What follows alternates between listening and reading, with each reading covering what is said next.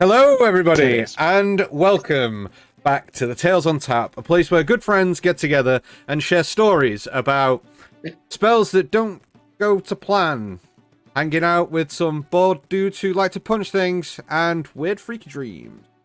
How are you all? I hope that you're all doing very well. Thank you so much for joining us this evening, and welcome back. Thank you so much. So, let's go and say hello to everyone first before we get into the announcement. Hello! What's everyone? Hello, everyone. Hello. Hi. How are we?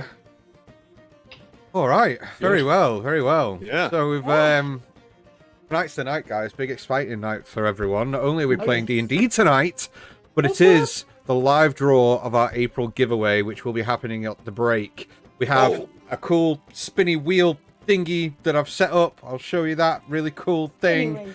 It's already set up, ready for the break. So Where's you my guys name? at home, it's not on there. What? So before we do get into tonight's episode, there are a couple of announcements to get through. As always, our sessions are sponsored by our good friends over at Valkyrie RPG. If you haven't checked them out already, the link is down in the bio below. Please make sure you go and show them some love. They have some really cool dice bags, cool apparel in there, loads of other third-party TTRPG stuff as well. And Terrain. They do have terrain, yeah. They've got really cool stuff. Their website is www.valkyrierrpg.co.uk. You can shop store-wide and buy anything you want and use the code TALES10 at checkout. However, that code will give you 10% off store-wide apart from subscription services. So, head over to them as soon as you get a chance. They're really cool. Show them lots of love and support as they have done for us over the last 6 months. Also, if you haven't already, we have loads of social media accounts and tubes and all that kind of fun stuff. So if you haven't already, check out all those links down below as well and make sure you click follow, subscribe, like, and all that business. Now, tonight is the end of our April giveaway. However, there is another giveaway that will be starting immediately. So, as from today, you lovely people at home can win a hand-drawn art commission for any character you like. It can be an NPC in one of your games. It can be your favorite character that you've either played in the past or are playing currently. You get a free art commission for a full-size art piece for that character, as well as a little cute little chibi that you can use as an emote in your streams. It could be you. Or It doesn't have to be a character. If you want me to do you, if you want me to draw you, I will. That's not up for grabs. Doing fans is not a winnable prize, but if you do want to win that cool art commission, all you have to do is go into our Discord. The link for that's down below. We want to see all you guys in there anyway, but go to the section in the Discord called Build an NPC. Now, there is a caveat to this. We want to get your craziest, most creative NPCs possible. So really think about this. This is going to be running for the next month. So you've got 4 weeks to really kind of dumb down and kind of draft something cool. We want to know race, class, height, weight, appearance, quirky little traits that they've got, where they're from, a bit of backstory, and really kind of go to town and create the most epic NPC that you can think of. Put it in the build an NPC bit. What I might do, actually, for the purposes of this giveaway, I might create a separate channel called Giveaway NPC. Yeah. And we can separate what's already in there with what you guys are going to create. So I'll do that after the session tonight. Put it in there, and what we're going to do in 4 weeks' time, roughly, is we're going to kick into our Last Orders show next month. And during that show, we're going to pit your NPCs against each other. So we're going to discuss it amongst ourselves. What we like about them, what we don't like about them, that sort of thing. Pit them against each other until one becomes victorious, and whoever has created that NPC will win the art commission. So make sure you do that. And if you haven't subscribed, guys, then that's absolutely fine. You don't have to subscribe to watch our channel. You can watch us for free. You might have to put up with some annoying adverts throughout, but if you're cool with that, that's fine. But if you do want to subscribe, not only will we be extremely grateful for that, but you can also do that for free by connecting your Amazon Prime account to your Twitch account. And I think there's a really easy way of doing it. I have never done it before, but Google will be your friend through all of this. Super easy. So Connect your Amazon account to Twitch, and you can subscribe for free. And if you really want to show us some love, then by all means, use a free subscription. But if you don't want to subscribe, that's completely fine as well. We welcome any and all viewers to our channel, so don't feel pressured into subscribing. But if you do, thank you so much. We love you all for helping support this channel. Also, we are going to be doing... What are we doing this week on Thursday? Last Orders, right? Last Orders. We are doing Last Orders this week on Thursday, which isn't the whole NPC one, but we're going to do Last Orders this Thursday, and then we are off next week. There will be no Tales on Tap stream next week on either Tuesday or Thursday. Tales on Tap are going on holiday. Kind of a lie. I'm going on holiday. But Tales on Tap will not be available and won't be streaming next week. We're having a week off. We're all going to kind of take a bit of time away, rest and recuperate before all the bad stuff happens. But then we'll be back the following week and into our regular scheduled broadcasts. So just make sure that you're not tuning in next week. There are plenty of other streamers. We do have suggested streams in our Twitch channel, so go and show love to some of our friends over there as well. I think that about wraps it up. So, if we're all ready... In fact, before we actually kick in tonight, I'm going to try and do this. Who has inspiration? Me. You have inspiration. I think it's just That's me. Not... Yeah. Right. Wait. I don't want to do that. I want to do... Also, if you have channel points, you can give Other some people of us inspiration. some of us inspiration or gold. Check It if you have has any channel come points. in absolutely clutch in Yes. certain times. It literally So, saved There's my a- life. There's a massive thing on the screen. there we go. No. So who else has inspiration? Clovis doesn't have inspiration. Only Okay. Ash does. Only Ash. Just me. Because I'm special. Remove that, and there you go. You have In so many inspiration. ways. So, if we're all ready, let's Should we roll for notes before we kick in? Just before we forget Nope. and start playing. It's just me. It's just Natalie today, so no, we don't need to do is that. it? Oh Yep. yeah, of course, you got a new character, so fuck it. So, sit back, relax as we get into tonight's episode of Tales on Ali Tap. is not feeling the love.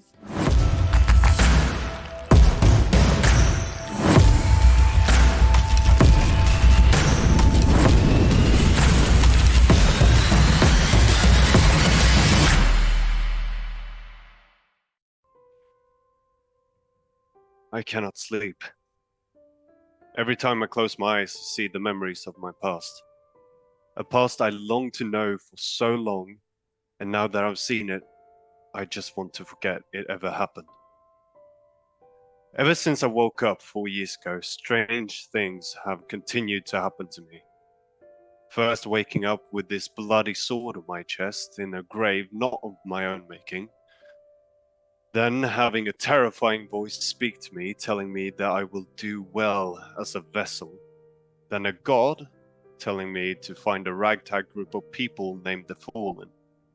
A group who coincidentally harbored the very same person who pulled me from the ground during my awakening. And now, just when I thought I would gain some clarity, I apparently was the enemy all along. None of this makes sense. Anyway, I woke up early this morning. The memories I gained from touching the ancient rune was still running through my head, so I decided it was probably best if I got some air. I did my best not to wake anyone else, and though I thought I did quite a good job at that, as soon as I left the bed chambers, I was met by a dark-feathered Aarakocra with raven-like features and interesting accent. He introduced himself as Luca and told me that the salt that we'd requested from Ash's friend, had apparently been delivered. This fellow had tagged along for the journey. Not sure why, but at the end of the day, I didn't much care. I just wanted to get away from people. I'd seen Joe with the turtle guy earlier by the courtyard doing some Zen bullshit, so I thought I might as well head there to get some alone time. Luckily, there wasn't a soul in sight, except for the two monks sitting at the entrance, and to be honest, it's kinda spooky how they never move. I guess it's part of their training.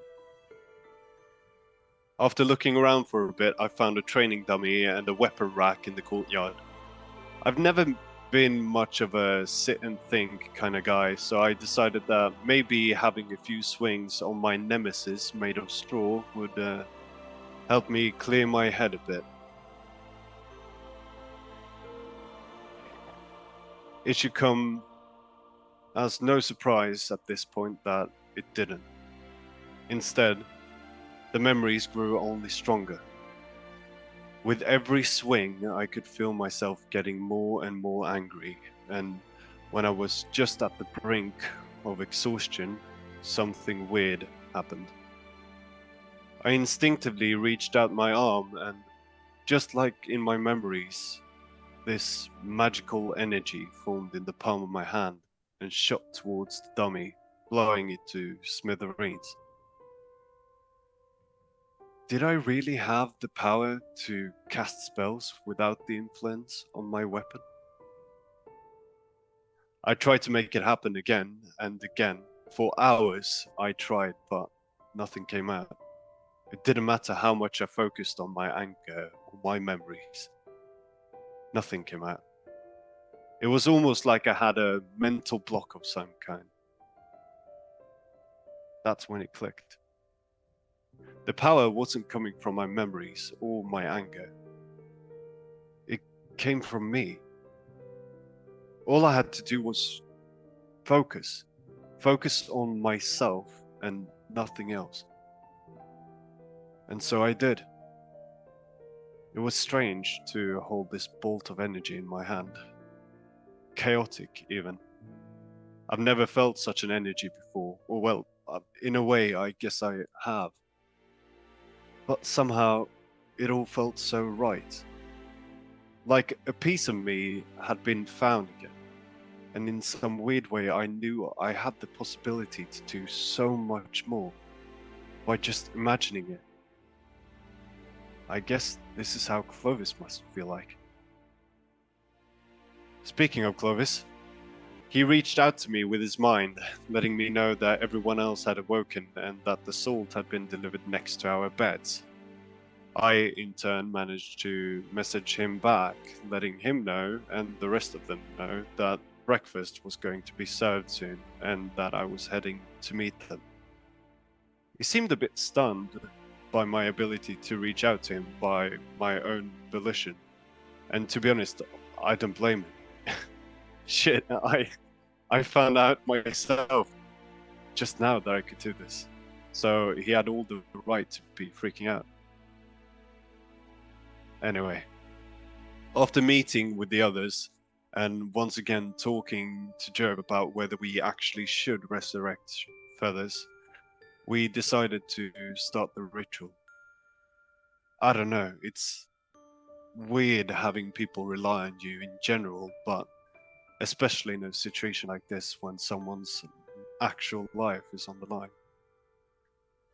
We gathered around the cauldron and poured the salt over Feather's lifeless body, and as I started to mutter the incantation, Clovis stepped up to urge Feather's spirit to come back.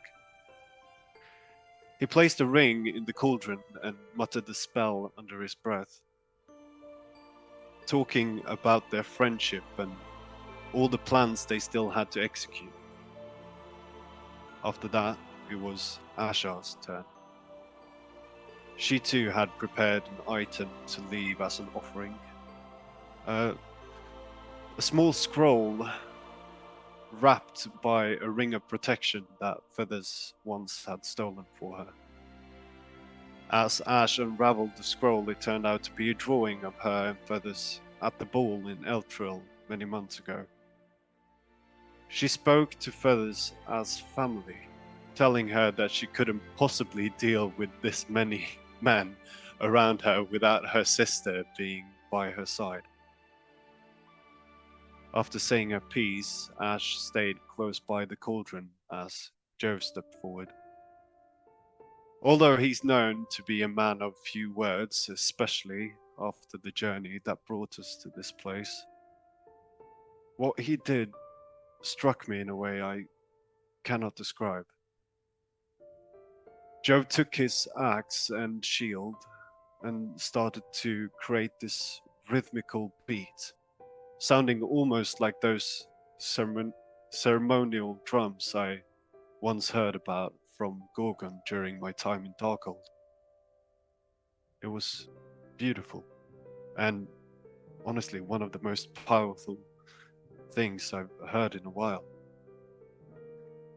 And just like that, I was the only one left, and the only one who, apart from Feathers, had seen the other side.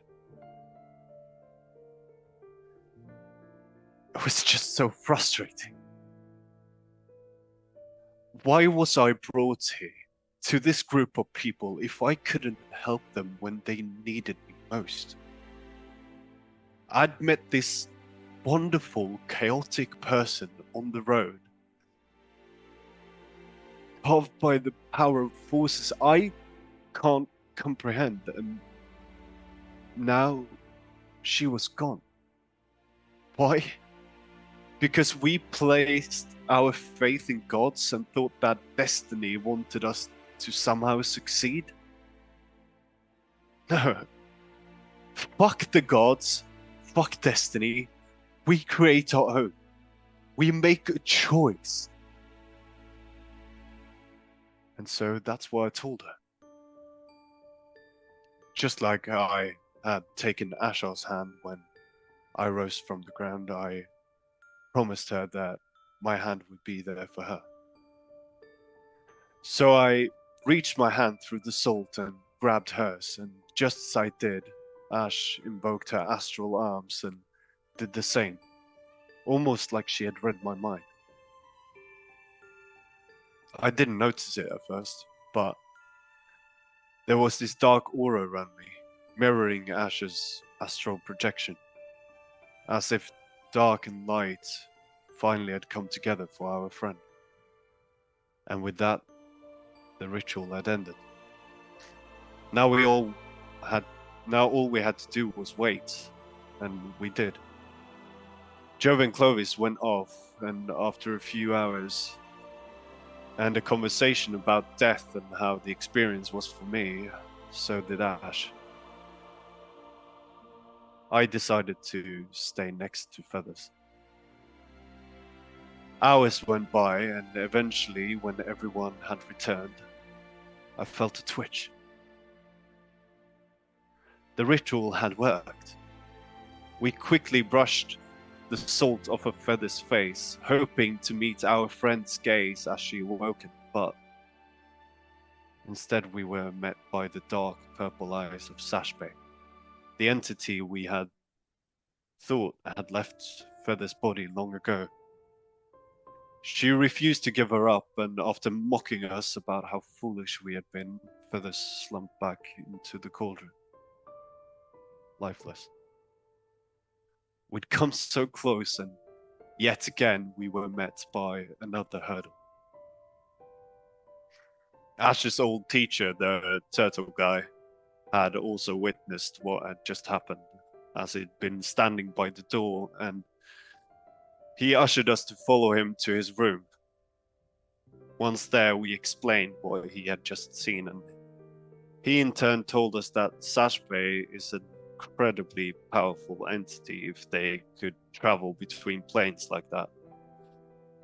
And if we were ever going to be able to bring Feathers back, we needed to kill her. But how do you kill something that resides in another plane? Luckily, Vince's had a plan for that as well. And it didn't take long until we got introduced to a tiefling called Hallie. She apparently possessed the power to travel between planes, and after a brief explanation of our predicament, she agreed to help us in the morning, as her abilities to travel in such a way had already been used up for the day. With introductions made and a plan set for the morning, we headed back to the courtyard once more to set up our magical tent. Jove wanted to stay outside for a bit longer, but as the rest of us gathered in the tent, I decided to take this opportunity to talk to Clovis. I had so much that I wanted to ask, and seeing as it had been a long time coming, maybe even explain what I had seen in that cavern. Trying to ease into the situation, I started to ask questions about magic and showed him some of what I now could do. To say that he was stunned is to maybe downplay the situation a bit, but the more I explained, the stranger the situation got. After telling him about my first memory, being trained in the cellar with the other students and the two teachers arguing about whether or not I was ready for the task at hand, Clovis asked me if I could use my magic to replicate their voices, and so I did. I've never seen Clovis so caught off guard before. It turned out that the older gnomish fellow was a friend of his named Crispin Montgomery, and apparently Clovis's former tutor. At that point, I knew this was going to be much harder to explain than I first expected, but I had already opened the can of worms, so I figured I might as well continue. As we sat there talking, Clovis told me that there must have been a mix-up. The Guardian must have given me the wrong memories, seeing as Clovis had been through the very same situation with the two men, but he didn't remember being trained around people, and he certainly didn't remember me. He told me that when his magic first started manifesting as a child, he was brought in front of magisters, about to be sent away, when an old gnome stepped forward and offered to tutor him. That gnome turned out to be Crispin Montgomery. Clovis said that he always assumed that Crispin was looking for a protege, but that some time back Clovis had received a vision, a memory like mine, where he was tutored by the very same men as me. And the unknown voice had said the same things, telling Crispin that Clovis was a waste of time. And so Crispin taught him other kinds of tricks to help him survive before he disappeared from Clovis's life. I know I should have stopped at that point, but I kept hearing Joe's words in my head, telling me that there are no secrets between friends, and I do consider these group of people my friends. So I continued my story. I told Clovis that it was probably for the best that he got sent away, because I wouldn't wish what happened to me to happen to anyone else. With the magic I now possess, I showed him my second memory, an older version of myself in a ritual chamber, about to undergo some sort of initiation before dropping the bone dagger in my hand, firing off spells at the cult members around me. At this point, anyone could see how uncomfortable he was, and I can't blame him. It's not every day you learn that one of the people you rely on are, or at least were, part of the very same cult you're trying to fight. Again, Clovis said that there was obvious gaps within my memories leading to this point, and I agreed, but the worst had yet to come. I'd come so far in my story at this point that there was no turning back, so despite wanting to stop, I showed him my last memory. Running through the rain, being chased by cultists, and eventually the scream of the girl. I could see in his eyes that my worst fears had been realized, and it was only further confirmed when we heard the shattering of glass in the living room as Asha dropped her wine. It was her voice.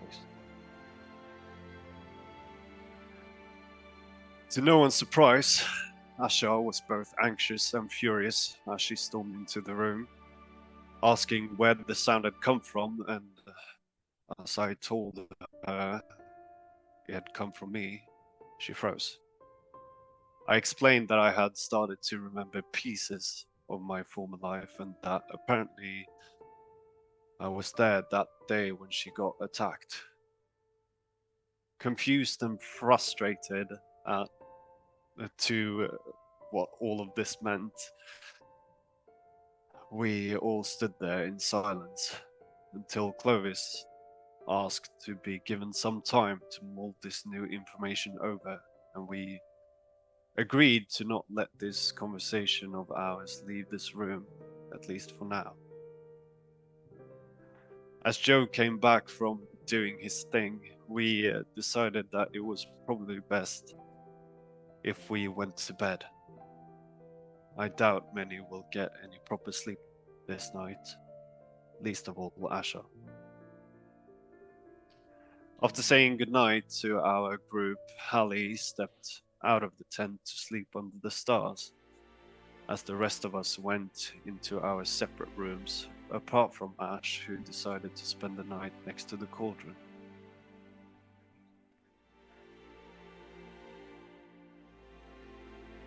I realize that I made many mistakes during my life, and I fear I have made even more than I can remember. So, Clovis, if you're listening to this after things have transpired, just know that I agree with what you said before.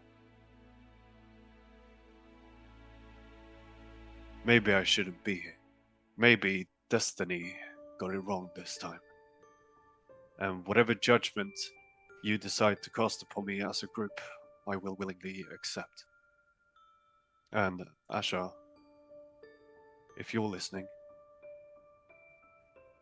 just know that I am grateful for you giving me a second chance at life. And know how truly sorry I am for any hurt I might have caused you. Amazing, bro. That's how So it's good. done, yo. That's So so good. Do you know what?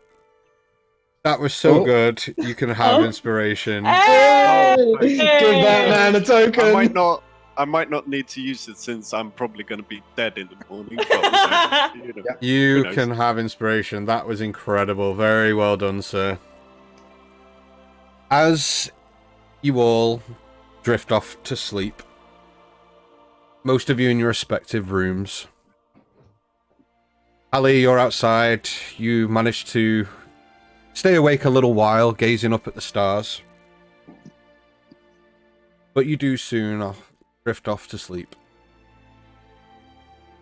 Jove, after the day that you've had, many hours of meditation, you think that you would be well rested, but you drift off relatively quickly into a deep sleep.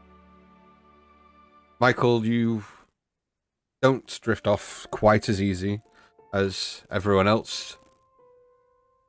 You spend a good half an hour mulling over what happened before eventually drifting off yourself. Ashar, you struggle to sleep.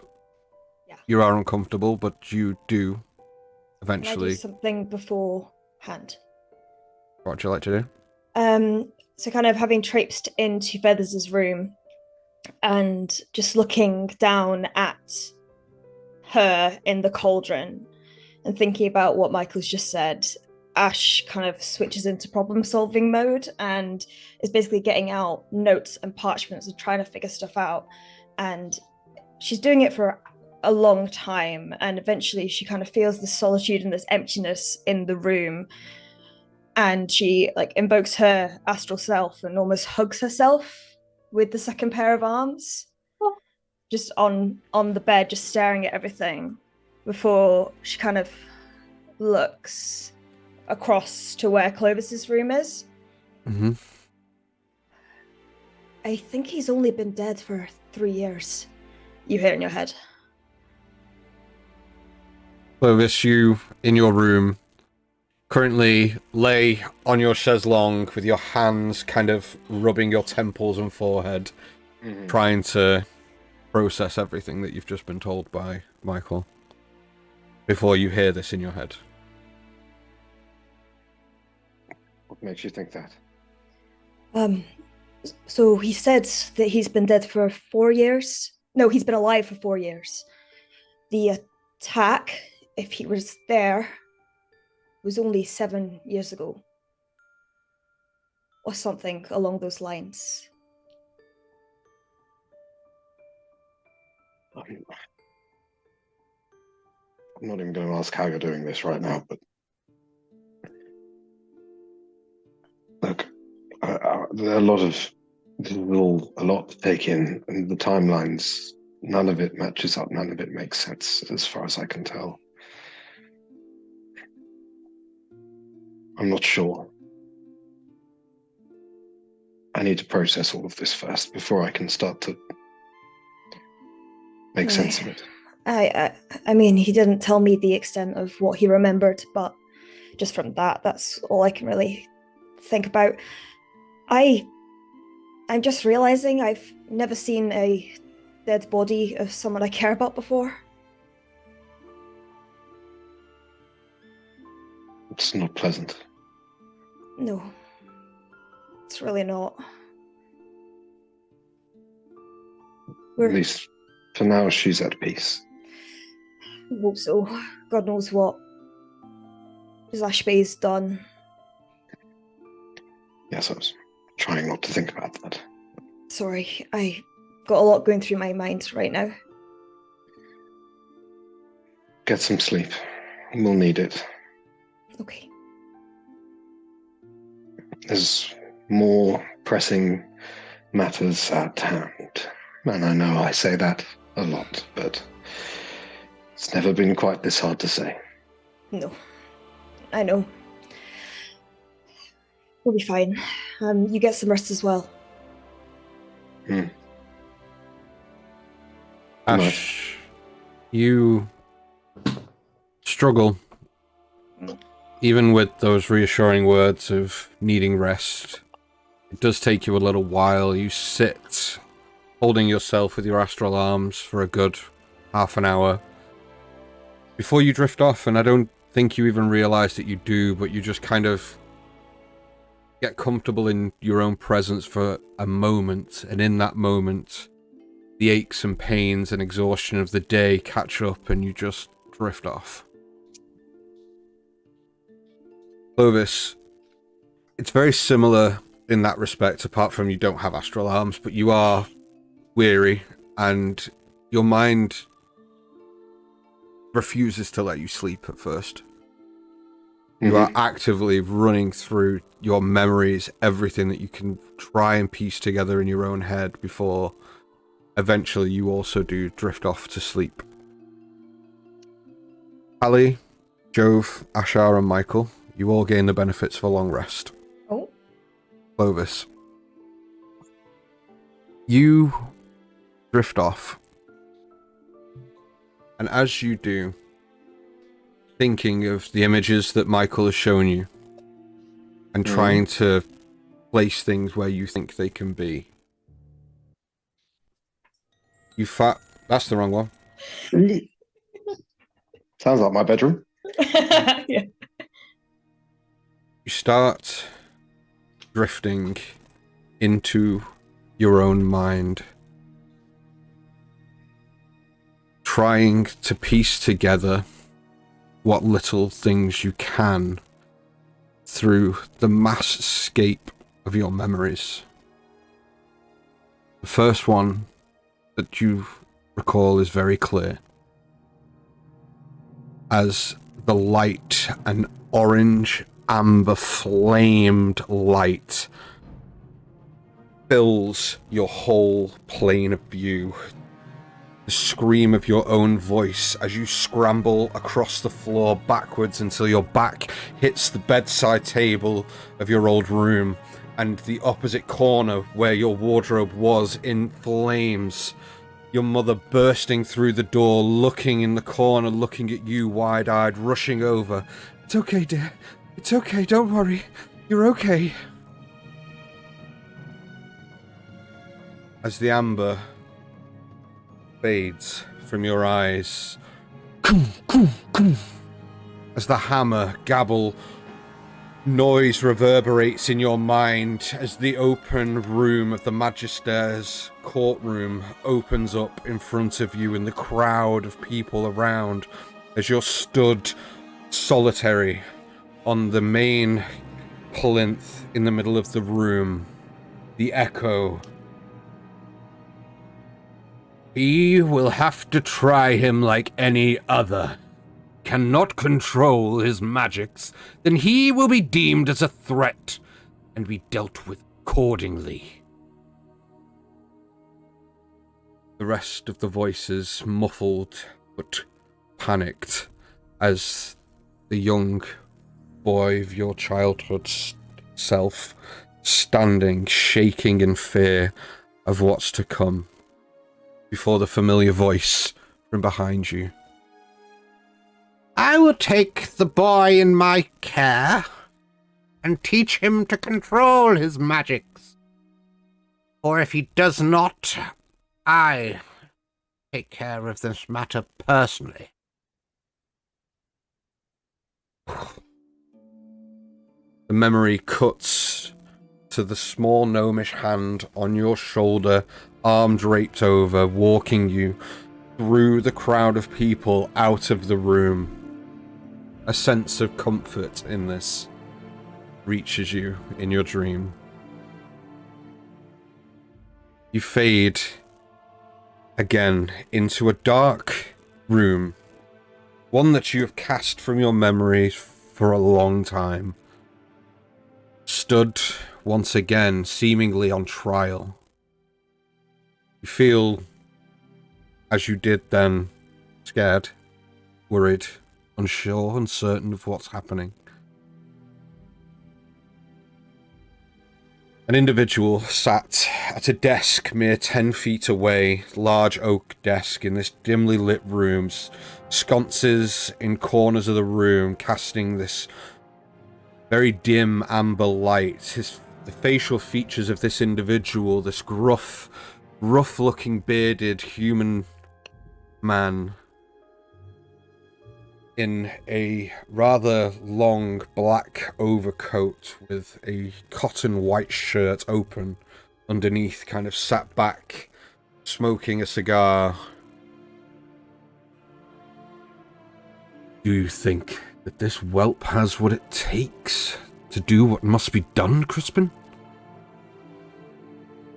I believe so, or at least he will, when we're finished with him. The gruff man sits back, flicks the ash off his cigar, this memory becoming clearer as it plays out in your mind. He had better. The stakes are higher now than ever before. I fear that Marcellius will not be ready. See to his training, Crispin. Be warned. He'd better. Crispin's voice again. Don't you think that you're being too hard on the boy? That you ask too much? He will be ready, and he will not disappoint me further. You feel yourself in this moment starting to understand what's currently being asked of you, but the memory again fades. The vision that you've seen before takes hold of you, holding out your hands, straining to try and force whatever magical ability lay dormant within you to manifest itself once more. But that's not what strikes you first. The repressed memory of what you heard while this was happening. The whimpering sounds of a young boy and the cane on flesh noise from behind you. your hand shaking as that memory fades into the last. Corridor, dark. All light has been put out as you're being pushed through. Hood being pushed over your head, you being a little bit older now. Run. Run, boy. Don't look back. Leave this city, take a new name, and hide yourself. If they find you, you will regret it. Run. As you are pushed through a doorway and the doorway slams with the wooden door behind you as you are forced into the cold, empty streets. You bolt upright in the tent, cold sweat, heavy breathing. I need you to make me a Constitution saving throw, please. That is a 25. Oh, You do not gain the benefits of a long rest. However, you do not gain the level of exhaustion through this very disturbed night sleep. It's okay. I only cast a cantrip yesterday. Good. You wake up first. Yeah. You were the first awake. Kind of still dressed from the day before. But Immediately I will sit up on the side of my bed and then rush over to my desk, or my vanity desk thing that I have. Push everything that I had been putting on it yesterday while I was trying to figure things out. All of the connections I had made, just swipe them to the floor. And I'll put out one piece of parchment and I'll just stand with my hands at either side of the desk over it, and the phoenix quill will whip out from my jacket pocket hung over the headboard of my bed. And it will just start drawing whatever I could make out of the face of the man in the long coat and the white linen shirt. hey, you see, Even if it's just a silhouette, just the shape of the side of a face, even if it's just one side, the phoenix quill will just draw from my memory as accurately as it can. yeah, that's easily enough done. You can make out some features. There was a kind of stubbled beard, kind of black and grey. The individual had a scar on their right cheek, visible through the dim light. You see that they had kind of thick brows and a mat of long, kind of tied back black hair with streaks of grey through it. Okay. And I'll go over to my conspiracy board. Yep. And I'll just hold it up and just pin it to the board with a dagger. Who the fuck are you?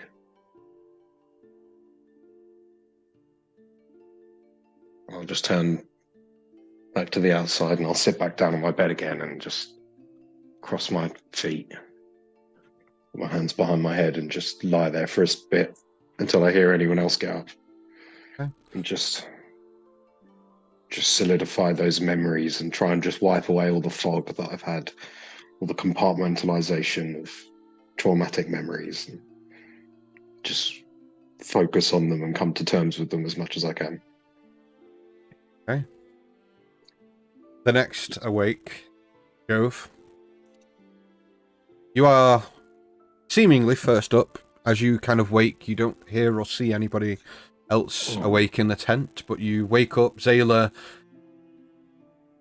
seemingly, this long rest in the mountain air has done her well. You notice that there is a seemingly... music changed. Weird. You see that she seems to have grown in size over the last few days. Is she awake? No, she's kind of started to pick up. She's kind of picked up traits from you that you've kind of, like, little nuances that you may not have already picked up on. The way that you lie down on your bed to sleep. Originally, when she was a pup, she kind of like curled up and like nestled into herself, whereas now the wings kind of sprawl out. She kind of lies back as well on her little pillows as she just kind of like sprawls asleep. Sick. Sort of looking at her and just seeing that she might be slightly bigger, but also appreciating just the sprawled sleep of a dragon. Going, all right, you rest. We got stuff to do today. He sort of like rolls his shoulders around, throws his curtain aside, and sort of looks around.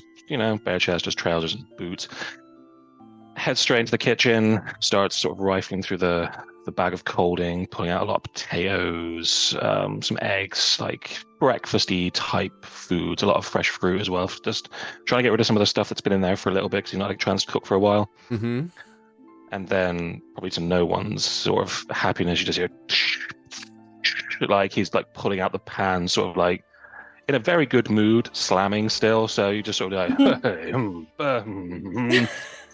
and then he's like, just like not rough chopping. It's actually quite nice. Like they're fairly uniformed diced potatoes. And he like throws them in the skillet with some oil, cracks eggs on them, like hash browns them up, and just starts like properly making breakfast foods as like the smell starts to come through. Okay, I'd like you to make me a cooking check, please. So that is a proficiency check. Proficiency check, please. Proficiency modifier. Is that just my modifier? So I'd like to roll me a d20. You can add your dexterity modifier and your proficiency bonus to this because you are being rather dexterous in what you're doing in the uniformity of your cooked vegetables. Cool. Oh, cool. 21. 21. Okay. Eating good. Natural today. 19. Hey, so you cook a rather formidable meal. This will keep everyone who eats it sustained for the entire day. Anyone that had exhaustion would have had that removed because of the energetic properties of a well-cooked breakfast. And whoever eats it will gain the resistance to cold damage because it's a hearty, warm meal for the day. We take those. So, I'm not having any. So, You I will would eat my imagine food. that as Jove is clambering around in the kitchen, that will wake up Ash and Michael. You both will wake up to the sound of pots clattering and knife on chopping board as you can hear Jove preparing breakfast. And if you didn't hear it, you smell it because the smell of cooked eggs and potatoes in oil and hash brown is filtering through the tent.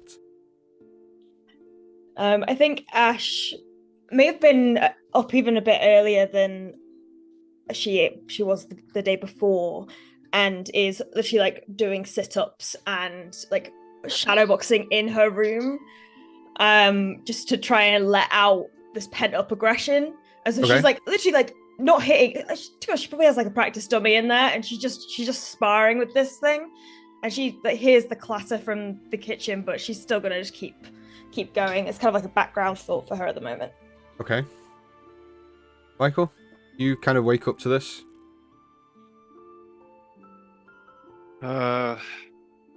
Michael would probably wake up and head out.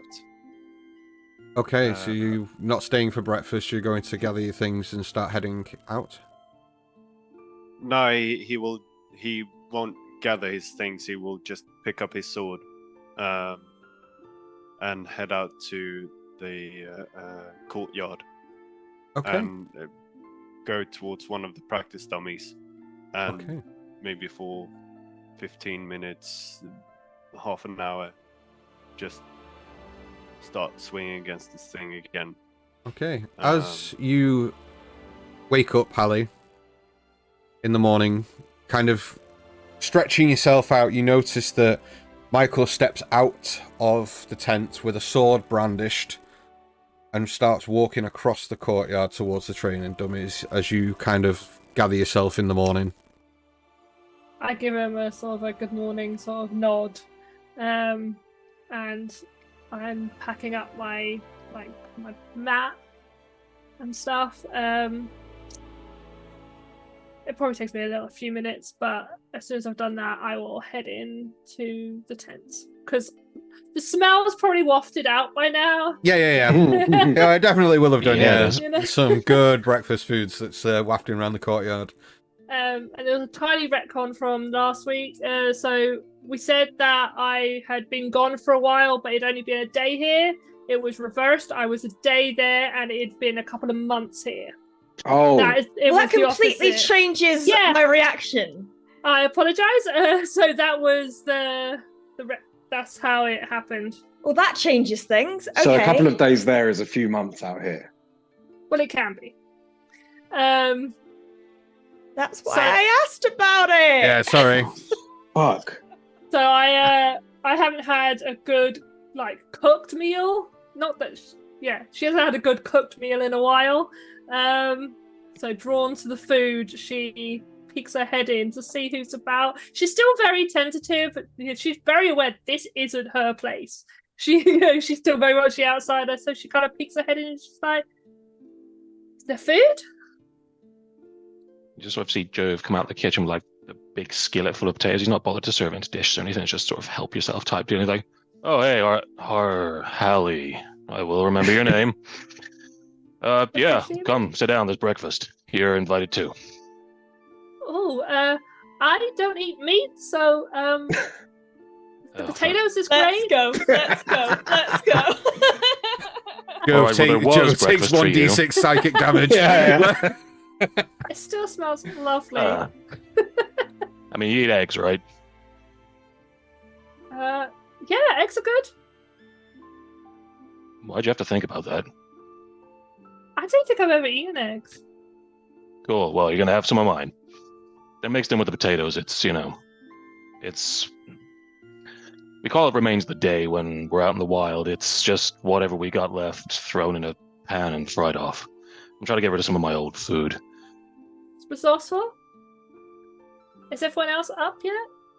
I don't know. Hey, everyone else! He just sort of like he's- shouts, bellows that to her. well, Clovis is. Oh, wait, I suppose Ash is in there. But you probably look over to see Clovis. His curtain, sort of, because there's only curtains in these sections, right? Mhm. His curtain is like maybe half ajar, but you keep seeing like every now and then a piece of paper just kind of fall to the floor and sort of like whoosh, sweep beneath the curtain a little bit. And looking a little bit closer, you see him every now and then move from one side to another. Seems like he's quite busy in there. All right, well, he's up. I don't know where Mike is, and Oh, here. The pale one? He took his sword out to the courtyard. I think he wants to work off some tension on the dummies. oh, I should teach him how to. He'll learn how to, do things properly. I learned here. I'm a monk now. I'm good at it.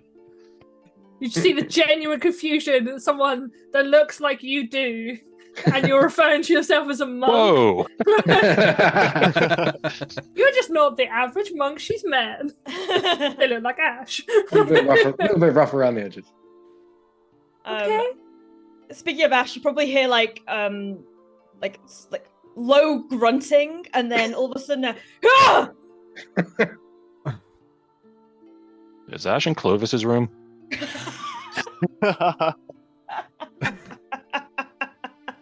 Long You know what, time I'm not- coming. No, actually, no. Do you know what? Just sit down. Working I've out got some more to tensions bring in our out. own way. Okay. What? And I sit. No, no. I sit like sort of cross-legged near the sort of area, the And main area. And Jove sort of brings out like pitchers of water and cups and like cut fruit. So he sort of cut through a lot of the fruit he has just so it can be servable. And it's fairly standard fruit, nothing exciting, but sort of apples, that kind of jazz. And Yeah. when he's finished sort of laying the table for everyone, he's going to go to the curtains and go, "Mike, you done? You good?" It has been around 15 minutes, Mike, Michael, sorry, calling you Mike now. As you kind of have been working on the training dummy, just kind of letting out some of this pent-up frustration, you hear Jove call from the doorway of the tent. Yeah, I'll be right there. Give me a sec and I'll take a fast. I'll start walking towards the tent, but as I'm walking, I'll take a last look at the training dummy and just throw my sword towards its head. Okay, go ahead and roll me to hit, please, to see if you are successful in hitting its head.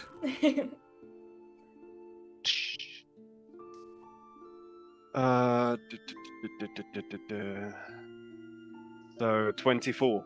Yeah, so you kind of like go and just kind of you kind of look, and as you kind of turn, launch the sword back behind you, and you don't see it impact, but Jove, you see this kind of like no look sword throw thing, and it hits pinpoint and just kind of like Nice. into the head of the thing, and you then kind of go, oh, maybe he had a. And as soon And as then it does, and it sort of sticks halfway through, I'll just go and put it back in my sheath. Nice. Just the thought in your head, Jove, of, I'm a monk. I can do as you watch this happen. You just see Joe stood in the doorway. He just puts his hands together. Show off. As you turn back towards the table, you see that all the graces that Hallie has had before have completely dropped, and she is now just like with her hands just grabbing food, and she's a very messy eater, so she is just wolfing down a good meal. Hey, Dude, come on. It's trying to be a nice dinner. At least use a spoon. Sorry, Even I don't Sorry. eat with my hands. and she kind of looks to see if there's any spoons, a bit abashed. yeah. There is There are spoons. spoons. For the sake of brevity, a few moments There are pass. There are spoons. For the sake of brevity, after a few more moments, about 10-15 minutes, as Clovis and Ash compose themselves in their own ways, you all convene at the breakfast table to enjoy a hearty meal. That was Yeah. cold resistance, yeah? If you eat the meal, you get cold resistance for the day. I have eaten a lot of it. Amazing. Yeah, so whoever sort of comes to eventually get Clovis, they'll just see he's like in his room, paper all over the floor, lots of it cut up, and he's got quite a fair few sketched out drawings pinned up to his conspiracy board, pinned in different places, and he'll just kind of turn around. He's just wearing his shirt and his trousers, and he'll say, good morning. And he seems quite like driven and focused now, and he's like, takes his blazer off of the back of his bed and puts it on and says, something smells lovely. Jove. Well, lovely spread. Thank you. Good morning, everyone. With a mouthful of food, she goes, morning! Yeah, sit down, take a bowl, eat. There's plenty of stuff. I wanted to cook a meal for the clan, to say thank you and to sorry for everything I've, done up to now. And you were right, and this is our first family meal. So shut up and sit down and eat. Sounds wonderful. I think kind of having heard that basically everyone's in there now, Ash will kind of just like grab a cloth rag, droop it around her shoulders, and sweat dripping from her brow. You're going to like, stink all day. literally like, plonk herself like at the table and just immediately grab stuff. Right, okay. My main concern about today is that the time skipping. Yes. Oh, also, good morning. Morning. What do you have concerns with? We have a pressing quest that is time sensitive that we must get back to as soon as we possibly can. Okay. I'm skipping. Sorry. Where are we going? You wanted to go to the Feywilds. Feywild. That's why. That's I'm not here. here. No, so that's. Does he not know about planes? Probably not, no. Okay, so there are different like worlds that layer. Oh, like Celestia. Okay. Exactly. Hey. We've been to... Anyway, sorry, continue. Okay, so in different parts of there, time moves differently. It does depend on how far we go.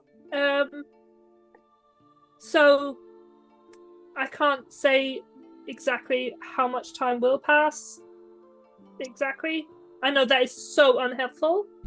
Well, I've completely forgot my accent. when you do transfer us there, how accurate are you able to be in terms of where we end up? Well, I know I have been there before, so I will be taking you to the edge of the forest there that I've been to. But I know exactly where I'm going. Yeah. I don't believe you. Yeah, are you sure this is? Oh, 100%.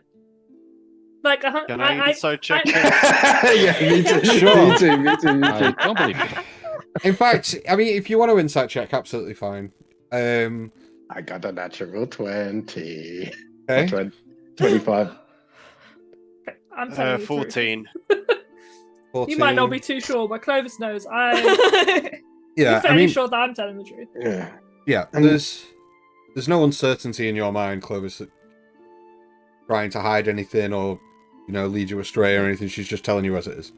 So you're saying that you can get us there, no problems. That's a guarantee. Yeah. But where we go from there, bear in mind we don't even know where Zashbe might be. You can't guarantee how long it'll take I when mean, we're there. no, I can't.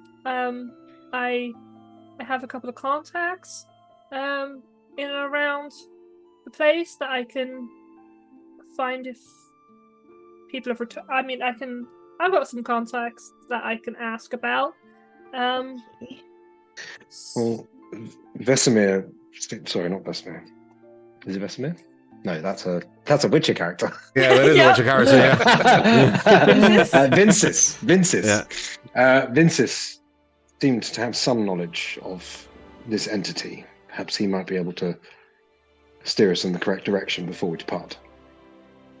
I think he has the same sort of information I do. To be fair, I mean, regarding this, he has a lot more knowledge than I do.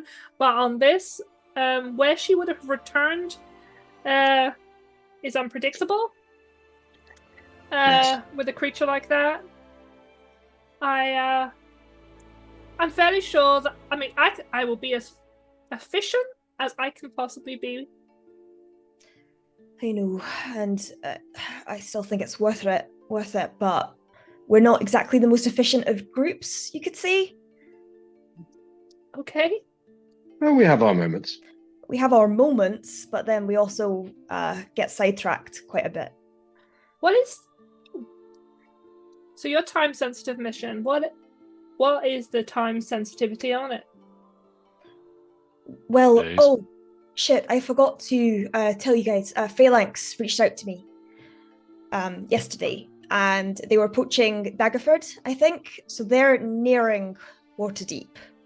It's almost only a day or so's ride. I know, south. so they might be approaching now. So we would How have much missed the time? opportunity to meet them there. And how much time changes when you go to the Feywild? As I said, it can be if I can be there for an hour and it could be days here, or a whole day, or I could be there for only an hour and it could. I mean, the last one I was there for a day and I think 3 months have passed. Is there any way to control this? Any way to sort of decrease the time change? No, it just depends on the location, how deep you go into certain areas. I believe is what I have experienced. There are certain areas of the Feywild that can get really time loopy. And you said you know where Zashbe resides. I know where she was last talked about, and that's deep in the Hollow, I believe. Do you know but- if time that's one of those places where time fucks up quite a lot? Do I know that? You don't know. I mean, the whole point of it is that this is unpredictability at its mightiest. Like, Yeah. you Chaos is have the big in one. your in your experience, Hallie, there has been occasions where you've gone to the Fae and been there for 2 or 3 days, come back and only an hour's passed. There has been times where you've gone and you've only been there for 2 hours and come back and a week has gone by. Like, it's so unpredictable depending on where you go, how long you spend there. It's all relative. Like, none of it. From your own experience, there is no guarantee. You've been to the same place twice, come back, and different time periods have passed. It's so unpredictable. Yeah, and I kind of expressed this to the group. Well, perhaps time will be something we'll have to figure out once we get there. Perhaps there will be some entity or some way we can determine this, but the only other option is we abandon Feathers to her fate and continue on our path. No, I don't think any of us are signing up for that. I do have one thing. The rest of them. Oh, yeah. I would suggest, not in a morbid way, that you bring your friend. Just, I don't know. I thought that was the sensitivity, time-wise.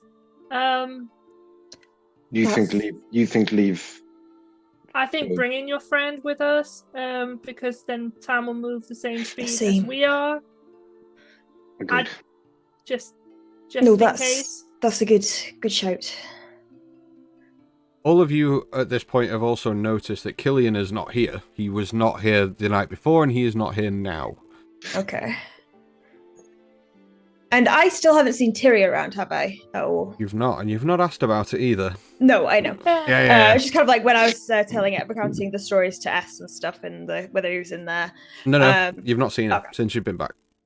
Well, if there's anything else we must prepare, we should do it quickly. Can we? Sorry, no. Just can we? Should we do this? Walk into a world where months may pass out here, and the cult and the armies could spread further and farther up without us here to stop it. We're abandoning this world for an unknown amount of time because no one can track it apparently. So we just go and hope we come back within a week, a day, past the point where we were supposed to have meeting all our contacts. We're not going to abandon anything. It's just that now that it was one thing when we just thought that Feathers had passed on. Joe, if you have inspiration, by the way. Well, hey. Then Sashbury was mocking has us. Inspiration. No. I didn't. He didn't. Oh, he's got a token. Sorry. I thought he had it. Sorry, go ahead, Michael. Now Sashbury's been mocking us, and it's apparent that she's not going to let Feathers go. Feathers is one of the fallen. She was chosen for a task. Her task was not to be taken away to the Feywild. We must retrieve her in order to do what must be done. And she is our friend. I understand that, and I get what you're saying. But again, we are leaving this realm for an unspecified amount of time. No one will know where we are. No one will be able to get into contact with us, I don't think. Even if they do, we don't know how much time it will take between contacts. Yes, you're absolutely correct. Then should we not, in the name of saving everyone, go to Waterdeep? This is in the name of saving everyone. We cannot save everyone without Feathers. She is one of the fallen. She has been chosen, just like we have. So was Sen and Azrael. And well, I don't know about Azrael, but Sen and Azrael are still out there doing their parts. Yeah. Feathers, on the other hand,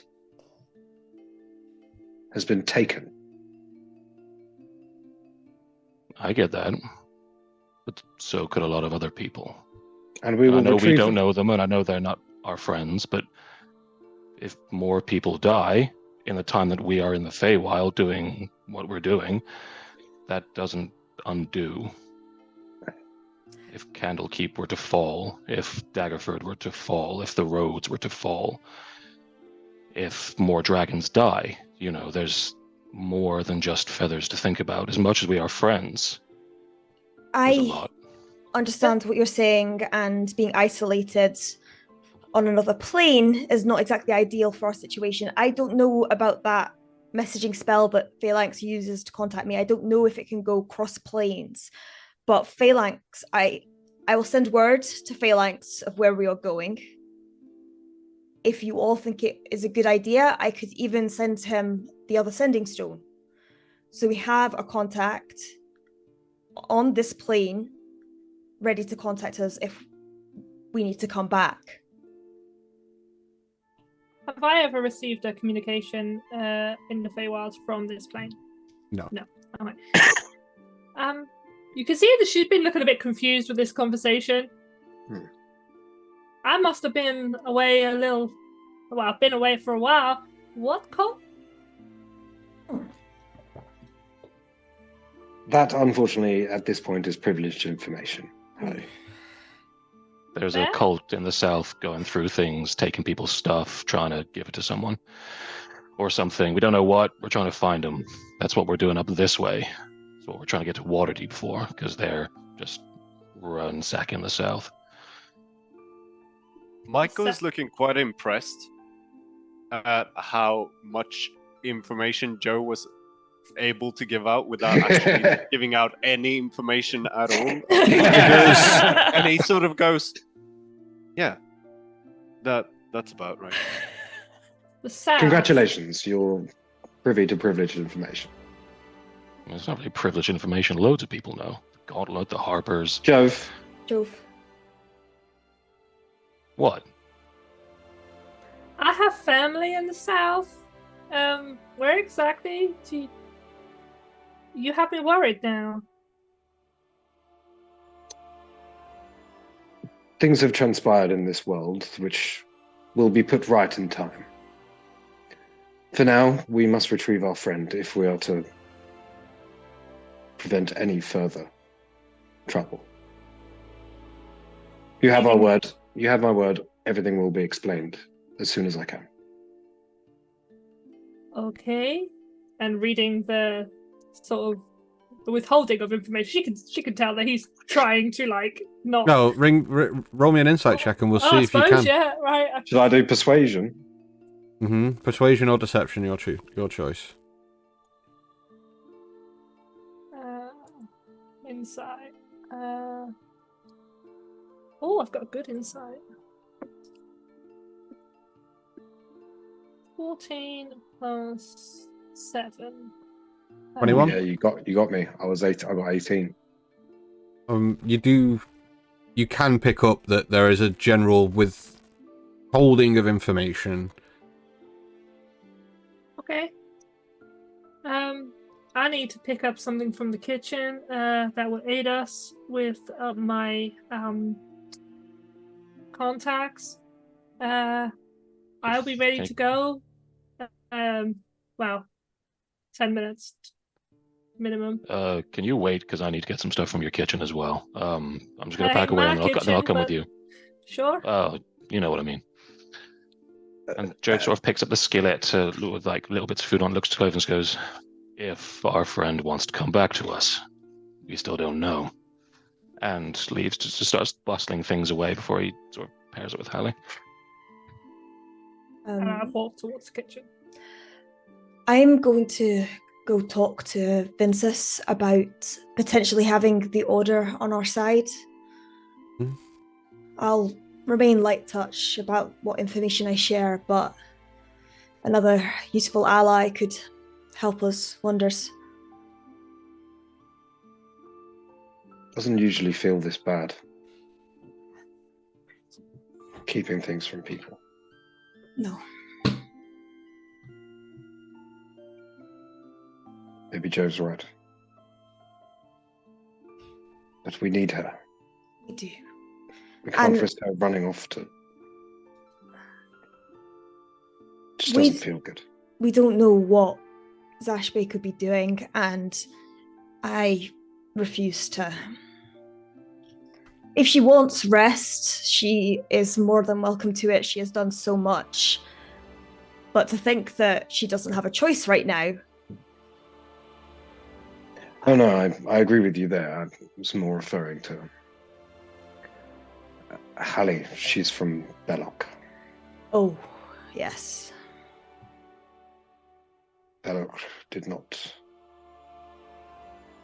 fare well in the attack. Oh. Before we got to Green Nest.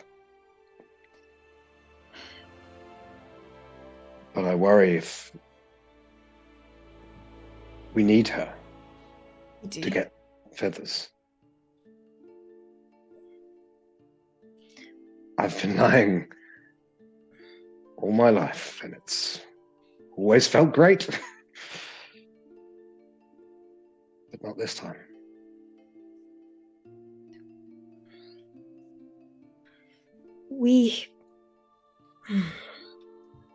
I don't know. I feel shit, but withholding information for a day isn't gonna hurt anyone necessarily. It's not going to change anything either way. But we're in it now. Doesn't matter whether we tell her in 5 minutes or 5 days. We've already held it from her, so it is what it is. This, and I turned. Is Michael still in the room? I would assume so, unless he's gone somewhere. Yeah, no. But Michael's the other two have left, right? The other two have left. Yeah. This stuff. I turned to address both of them. These things we discussed last night. These interconnected memories. These. Well, I've had a time to think about things, and actually they're not quite as disjointed as they may have first appeared.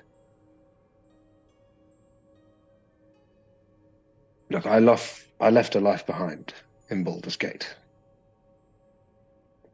And a lot of that I've compartmentalized. I've told so many stories of myself that sometimes it's difficult to keep track of what's true. And I've been shrouded by the years. And something did happen to me. I always told myself I left of my own volition to begin a new life, create something new, but really I think it was not as much my choice as I first led myself to believe.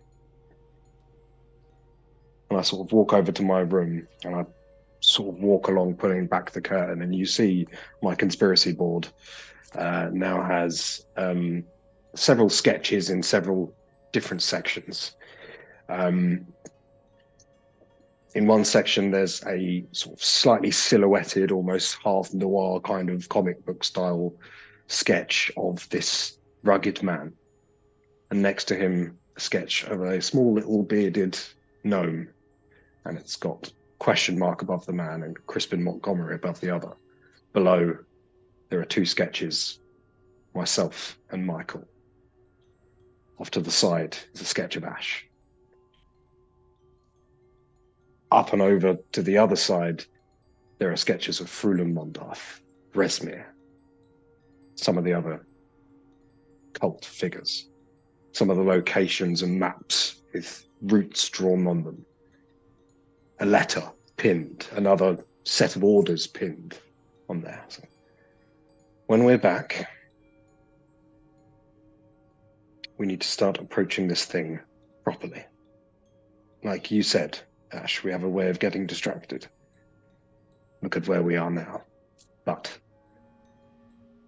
we need to be on task. We need to start figuring this thing out, and we need to start finding the right people and getting some fucking answers to this shit. Kind of looking at the conspiracy board, Ash runs to her room and you hear like the rifling through papers before she comes back with like a load of papers in arms, and there is a sketch of the alleyway, there is a sketch of the ring she saw, there's a sketch of the green helm, and there's kind of like a timeline that I forgot about that thing. Yeah. And a sketch of the timeline of Michael's life, and she's got like a huge empty bit because she doesn't know the first few memories. But then there's attack, 7 years, Michael revived, Michael back 4 years ago, 3 years dead, question mark. Yeah, and Clover steps up to this next to Ash.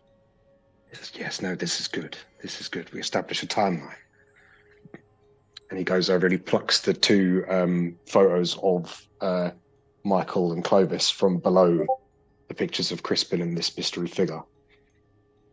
And I go all the way back to 92 90 years ago. Yeah. And I put the thing there.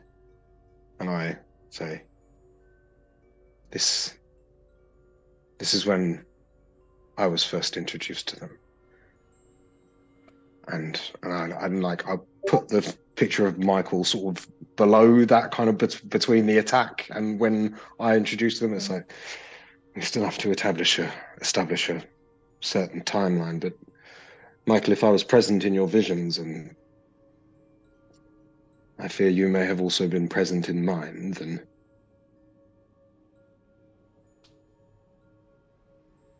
things may have started for you back then as well. And if my timings are correct, you were only in the ground 3 years, Michael.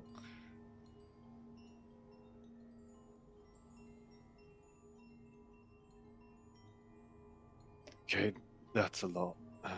We are going to help you figure this out.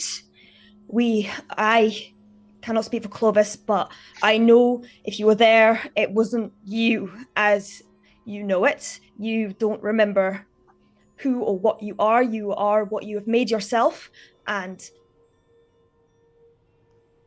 I cannot fault you as you are now, as you stand before me now, for something that a previous version of you did.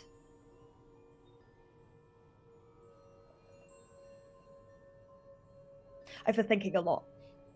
Yes, well, we'll approach that and we'll gain answers, but for now, there's no point dwelling on information we don't have.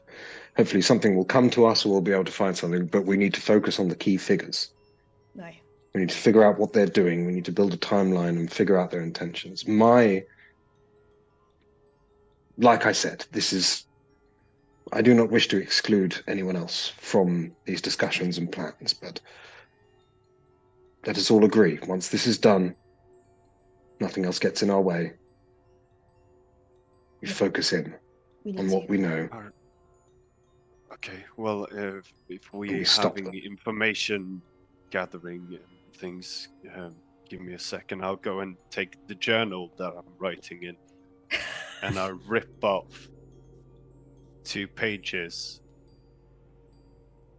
that specifically talk about the first time I heard the voice from the sword. Yep. Okay. And I take 2 of my daggers and I stab them into the...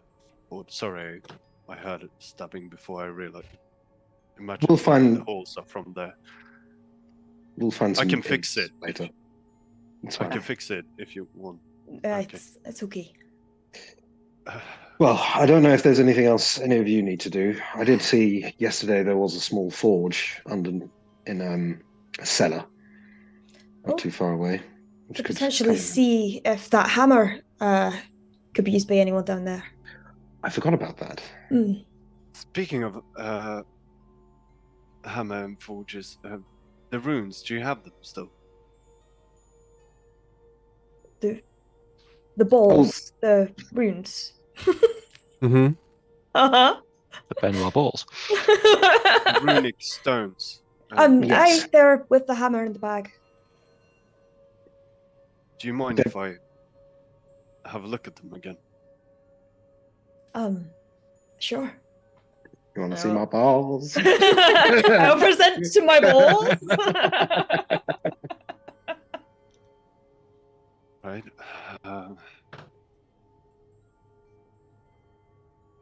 Okay.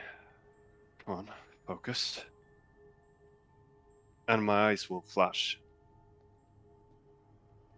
as I cast comprehend languages. Ooh, Okay. Nice. Okay. Very nice. That means you can understand the runes.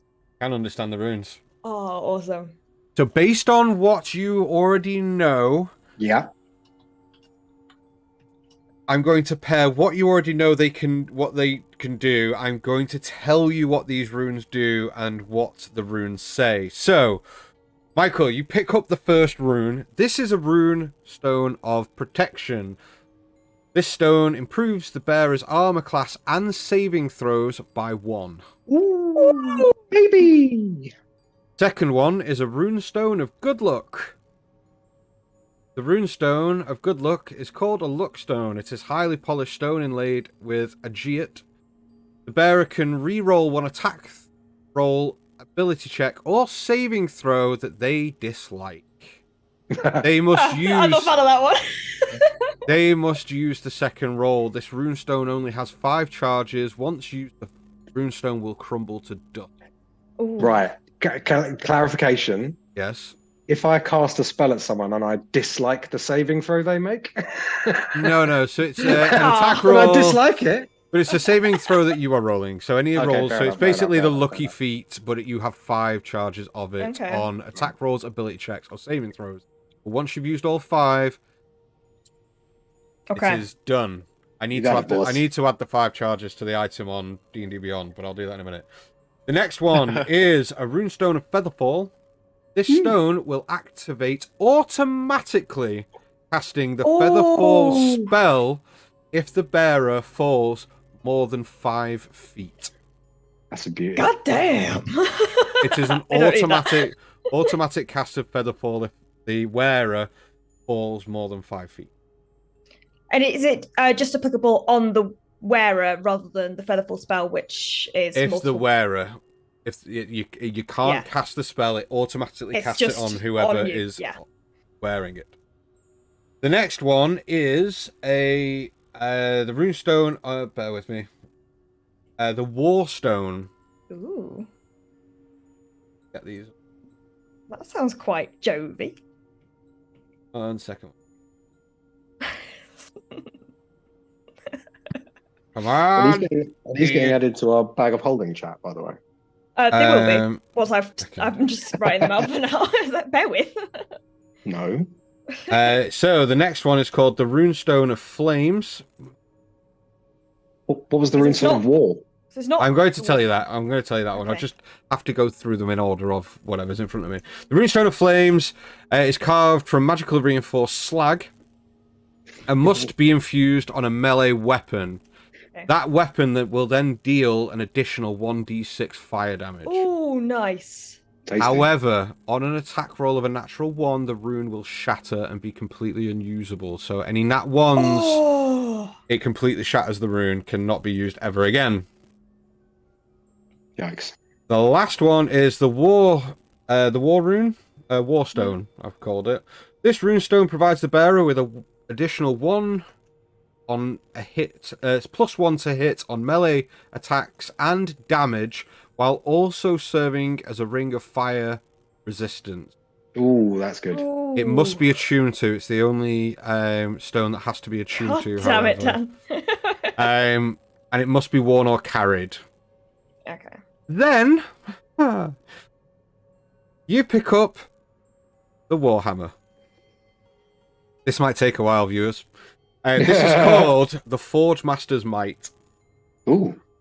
It is a Warhammer, very rare, and requires attunement. However, the person that's attuning must have a strength score higher than 16 to be able to attune to it.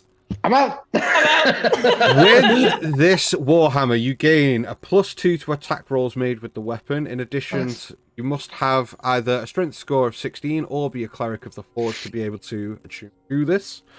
You can use a bonus action to speak the magic word, which is Light the Forge, causing flames to curl up and heat the anvil-like head. The flames shed bright light in a 20-foot radius and dim light for an additional 20 feet. While the hammer is alight, it deals an additional 1d8 fire damage to any target it hits, and also ignores any resistance to fire damage that the creature may have.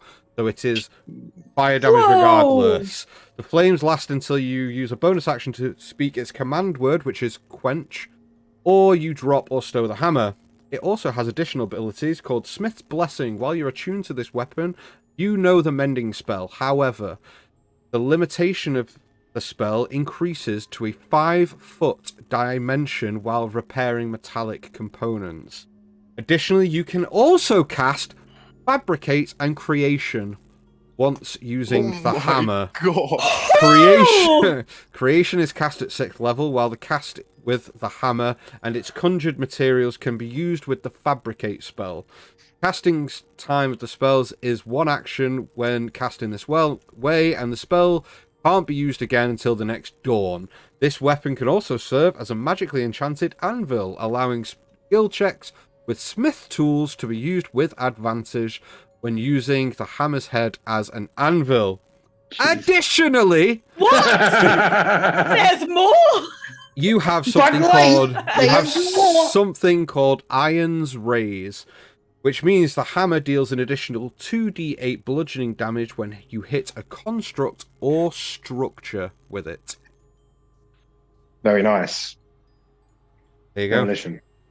Well, as you Oh, are, goddamn. this is going to take a while for you to figure this out and then explain it to them. I was only planning to be away 10 minutes. Okay, that's fine. So, while walking BRB. towards the kitchen, I will explain to Jove my job. Okay, explain away. Do you know? So this is kind of what I do. If your friend, even her soul is trapped in the Feywild, it's kind of what I do for the monastery. Is I go and I retrieve lost or taken persons from, well, mainly the Feywild, but other realms have too. So, I mean, I know you're unsure about this. I know of these type of creatures. They aren't nice. So even if your friend's soul is there, I know if I was lost, I would want to be retrieved. Even if you say she may be at rest, she won't be at rest there. It's not about her being at rest. I get what they say. I understand what they mean, but I don't know. It seems like we're weighing up. And yeah, she was a friend, but this is the whole of the coast.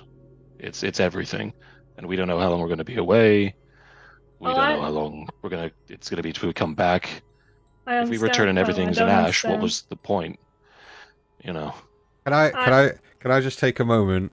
As a DM, you don't know how warm my heart gets when I have the vivid memory of you talking to the Governor Nighthill and him educating you on the bigger picture, and you preaching the bigger picture stuff is so. That is character development, people. I love that. Jove has come full circle. I don't really know what's going on. I mean, you may have How long already were you? got that. How long were you away for to not know about any of this? To be fair, no one's actually told me the date. From what I can gather, it's been about Morning. date. It's how many days have passed. I mean, I don't know. When you left. I think it's been about, correct me if I'm wrong, DM, 3 months? Or was it 2 months? 2 months. And you've been gone for 2 months here, and how long did it feel when you were there? Just so I get an idea of this. It was 1 lunar day, so sunrise, sunset. Yeah, I know what that is. Cool. So we could be gone for longer because we don't know where this thing is, what she's doing, how strong she is, if we can even find her. And then we could come back and more shit's destroyed because we decided to leave our realm. I mean, I do have, and she gestures to the staff that she is always carrying. This can be activated by me. So if we choose to come back, we don't have to wait a day. If we choose to come back, we can come back. You know, this is completely controlled by me. So, and when we reach the kitchen, I will snatch up a couple of the buns previously talked about and pocket them, thanking them for the food. Okay. As So you just two walks walk into- walk into the kitchen, you see Killian is in there, sat at one of the tables, and as you kind of walk in, he goes, "Oh, hi." Joe, right? Not to me. No, towards you, Jove. Yeah. Where'd you go? How long's it been? Oh, I've been here this entire time. Oh. You woke Well, up I didn't do yesterday. I said I was getting breakfast, and I went, came back, and you're all gone. This is a nice I didn't place, do it. but I don't really fit in here. A lot of people asking me why I'm dressed this way, and I've just said, "Oh, I'm waiting for my friends," and that was lunchtime yesterday. But no, it's cool. I mean- no, it's fine. It's fine. Easily forgettable. It's fine. Where is everyone? Is he with you? I'm talking directly to Jove, right? Yeah. Is he with you? Yeah, he kind of followed us from Elevan. I mean, I didn't realize there were more of you. I apologize. I'm Hallie. I'm helping you out, apparently. And I bring my hand up. nice to meet you, Hallie. Hopefully they won't leave you just alone. Look, Killian, they- I'm a monk now, okay? So I've been training hard for the past 2 days. I'm a monk Oh. now. Wow. Well, excuse me. You're excused. It's cool. If I hadn't, I'm busy.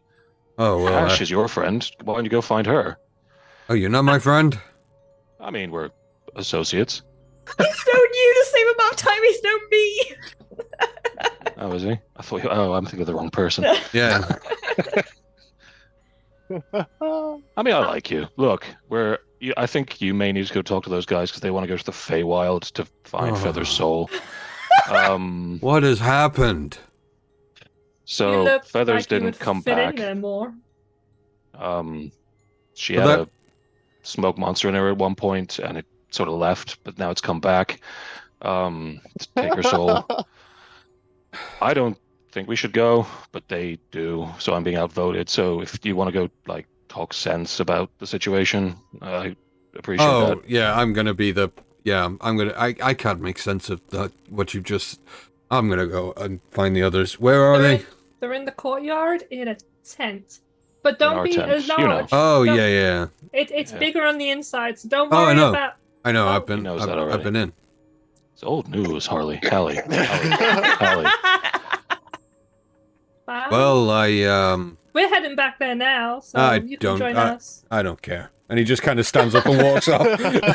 Respect. You can just see that she's actually abashed by that. Like, bye. It's don't pay any attention to him. He's tag along. Apparently you All do. right. Fucking MVP, bro. But I mean, it's easy to stand in the back and fire arrows, isn't it? Oh! As someone that did that for a while, like, oh! and died. Yeah. Ow. Right, thank you. What? So yeah. Once we've gathered our things, we'll be heading straight back. So. Okay. Yeah, Jove just fills up on he restocks on sort of like fresh, whatever they can give him, so a bit of fresh fruit and veg. They some give spices you. maybe. They give you enough food each for a day. That'll do. We're only going to be there a short while. As they sort of like ask me things, I'm just going to sort of go to one of them. Do you got like a place where you do like monk stuff that I can put on? You know, so I'm What's the gift shop? more. I don't What? believe they have. Well, you know, like what you wear, like Clothes. robes. No, like proper stuff from here. I'm one of you now. I need to look the part. He wants a robe. I've never seen you before in my life. No, you don't need to. The guy on the turtle has. Vincent, great master. He taught me. For 3 whole days. Oh, great. 3 days. Well, you must be well on your way to at least even overcoming his stature. And you will be Grandmaster if you only train for another couple of days. I mean, I'll never be better than him, but I could be like second best, probably. I mean, sure. I mean, how long have you got? Another day? I wish. I really do. There's so much here I could learn. I mean, I don't know. It's 3 days. You've pretty much have summed it up and got most of the techniques down. Well, that's what Ash said, so I just kind of assumed that's how long it took here. Oh, yeah. I mean, it's we have people come a couple of days here, there, and then go out and change the world. So yeah, you're absolutely on your way. Oh, cool. So I'll just keep doing what I'm doing. Great, thanks. So, do you have like stuff I can put on? No, but what do you want? I don't know, like a headband. I don't know, like a You nice necklace, maybe. You legitimately see him just rip a bit of his sash off and just hand you a little bit of his sash. And he goes, "I trained for a whole day to get this." Oh, cool. Okay, well, I'm twice as worthy as you. And you see that, like, Ali, you see that this guy is clearly, Oh yeah. like, clearly just being mega facetious and just like, And not seeing the sarcasm lands the way it should. yeah. I turned it. See, I do say it in a lower breath. Is he a bit slow? That guy. No, I say to Tiri. Oh. Not to you. No, Tiri's not there. Killian's gone. Tilly's Oh, not sorry, there. Killian's already sorry. left. But if you say it under your breath, that's fine. But literally, you gather what you need to do. You gather a makeshift headband sash, and for the sake of brevity, you all reconvene at the tent. Killian walking in and just going, "The fuck." You guys kind of like bringing him up to speed.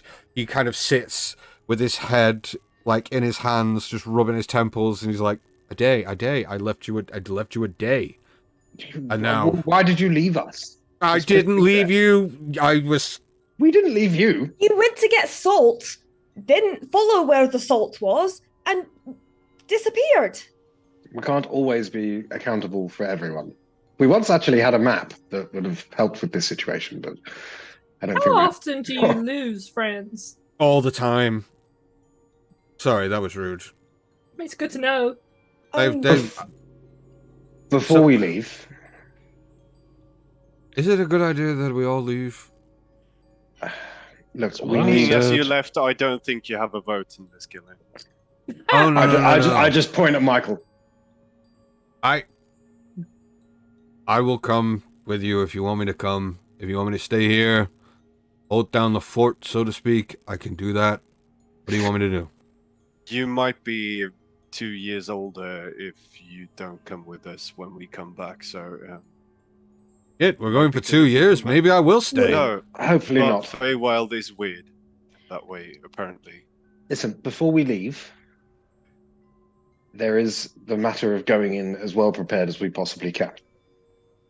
Now, that not only includes some of the items we've just identified ourselves, but... And I don't wish to offend anyone here, but Feathers also has quite a number of useful items on her person that I'm sure she would be more than willing to lend us in the pursuit of rescuing her undying soul from the Feywild. All in agreement? I don't think she'd mind us borrowing it. I don't have a vote here. I don't know her. No. We're giving it back, right? We will give them back to her as soon as we possibly can. We must take them to her. Fair enough. But there are things we could possibly use for now. That's true. I am going to, and she kind of like just takes the piece of parchment that she's been scribbling a letter to Phalanx from.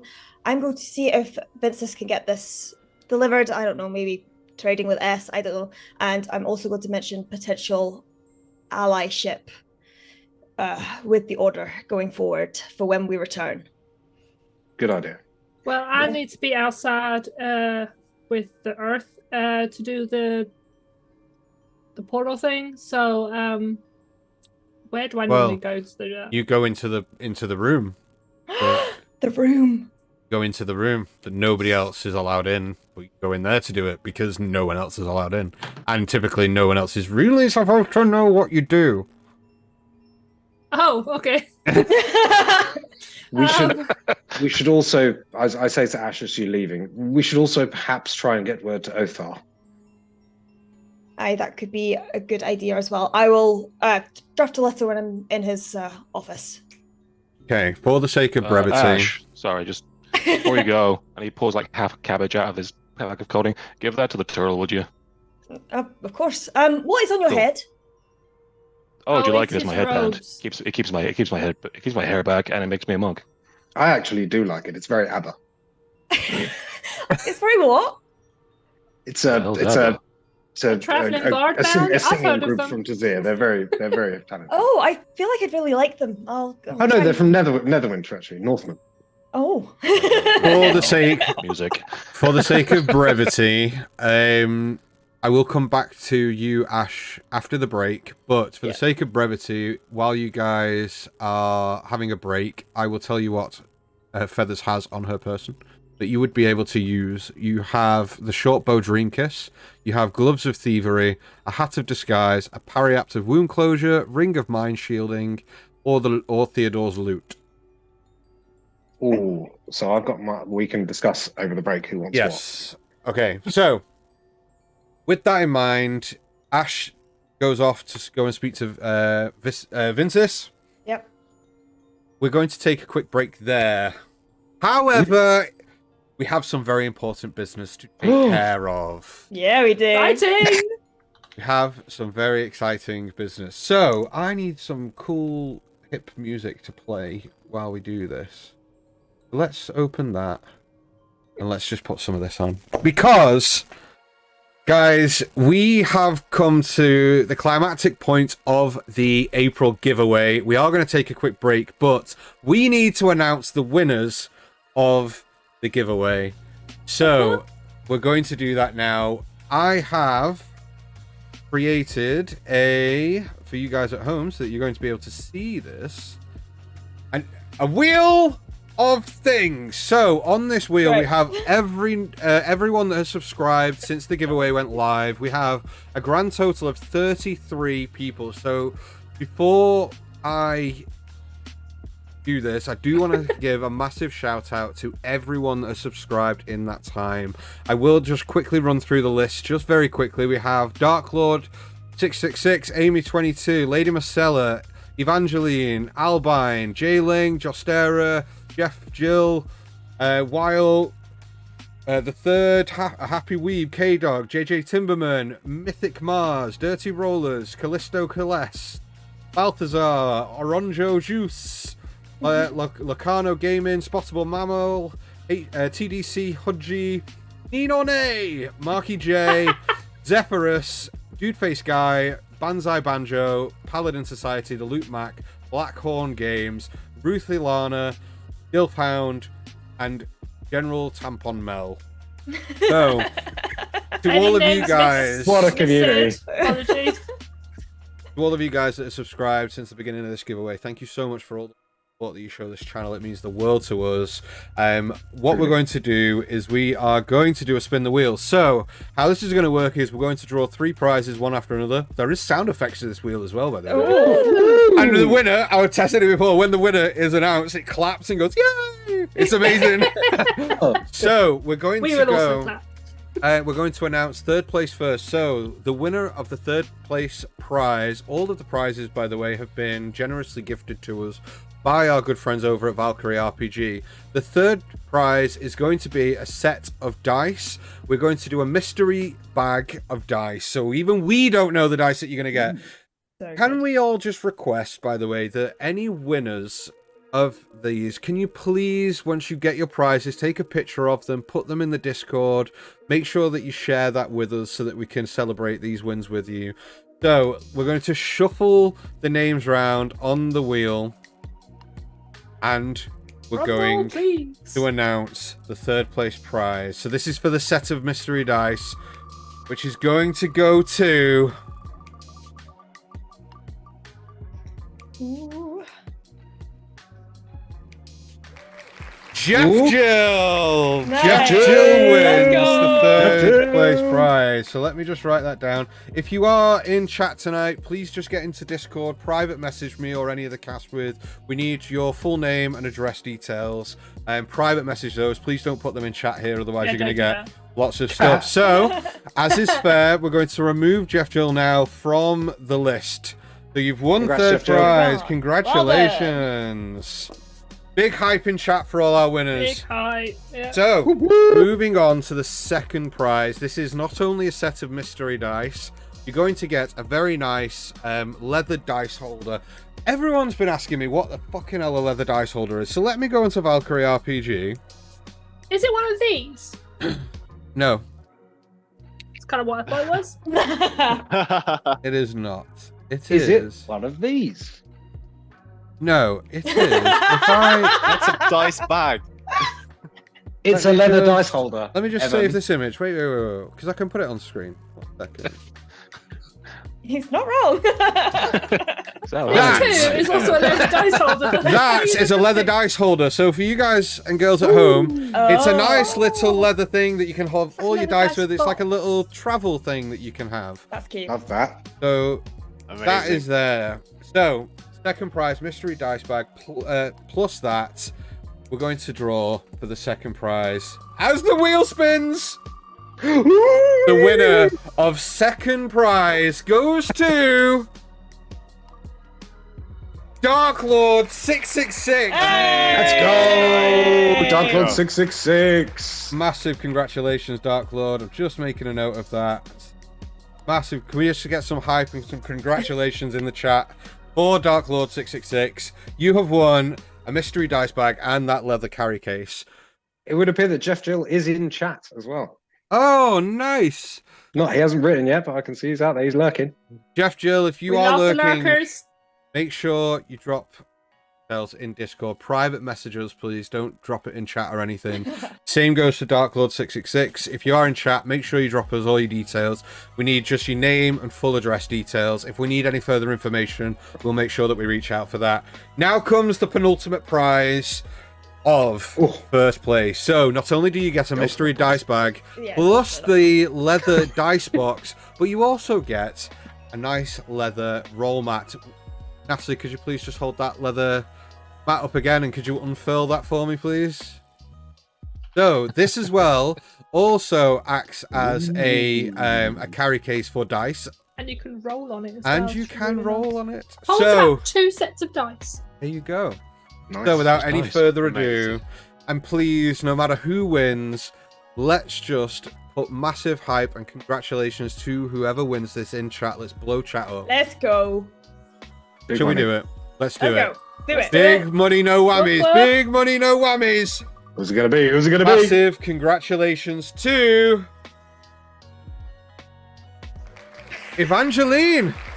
Evangeline! Massive Nice. congratulations to Evangeline, who wins the Nice. first place prize. Let's put some hype in chat. Thank Let's you, go. everyone. One of our founders. He is one of Yeah. our founding supporters as well. So There thank you are. you, Hype, hype, hype! everyone. Let's put some hype in chat. Guys, make sure that you get all your details over to us on Discord. Private message me. I will get all the details collated over the next few days. We'll get the order placed with Valkyrie RPG. We'll get that out to you as quickly as we possibly can. Please just bear with us. We know that some people do take time. We want to put this all in one go. So as soon as we get everyone's details, everything will be sent out. And once it does, please take pictures with it and just get it over to us. We want to celebrate this win with you. But everyone who didn't win, thank you so much for subscribing over the last few weeks. It means the world to us. We are just going to take a quick break now. We're going to take about 15 minutes, so come back around 10 past. Go get yourselves something to eat. Go get yourselves a drink. We'll come back with you very, very shortly. Thanks so much. Peace!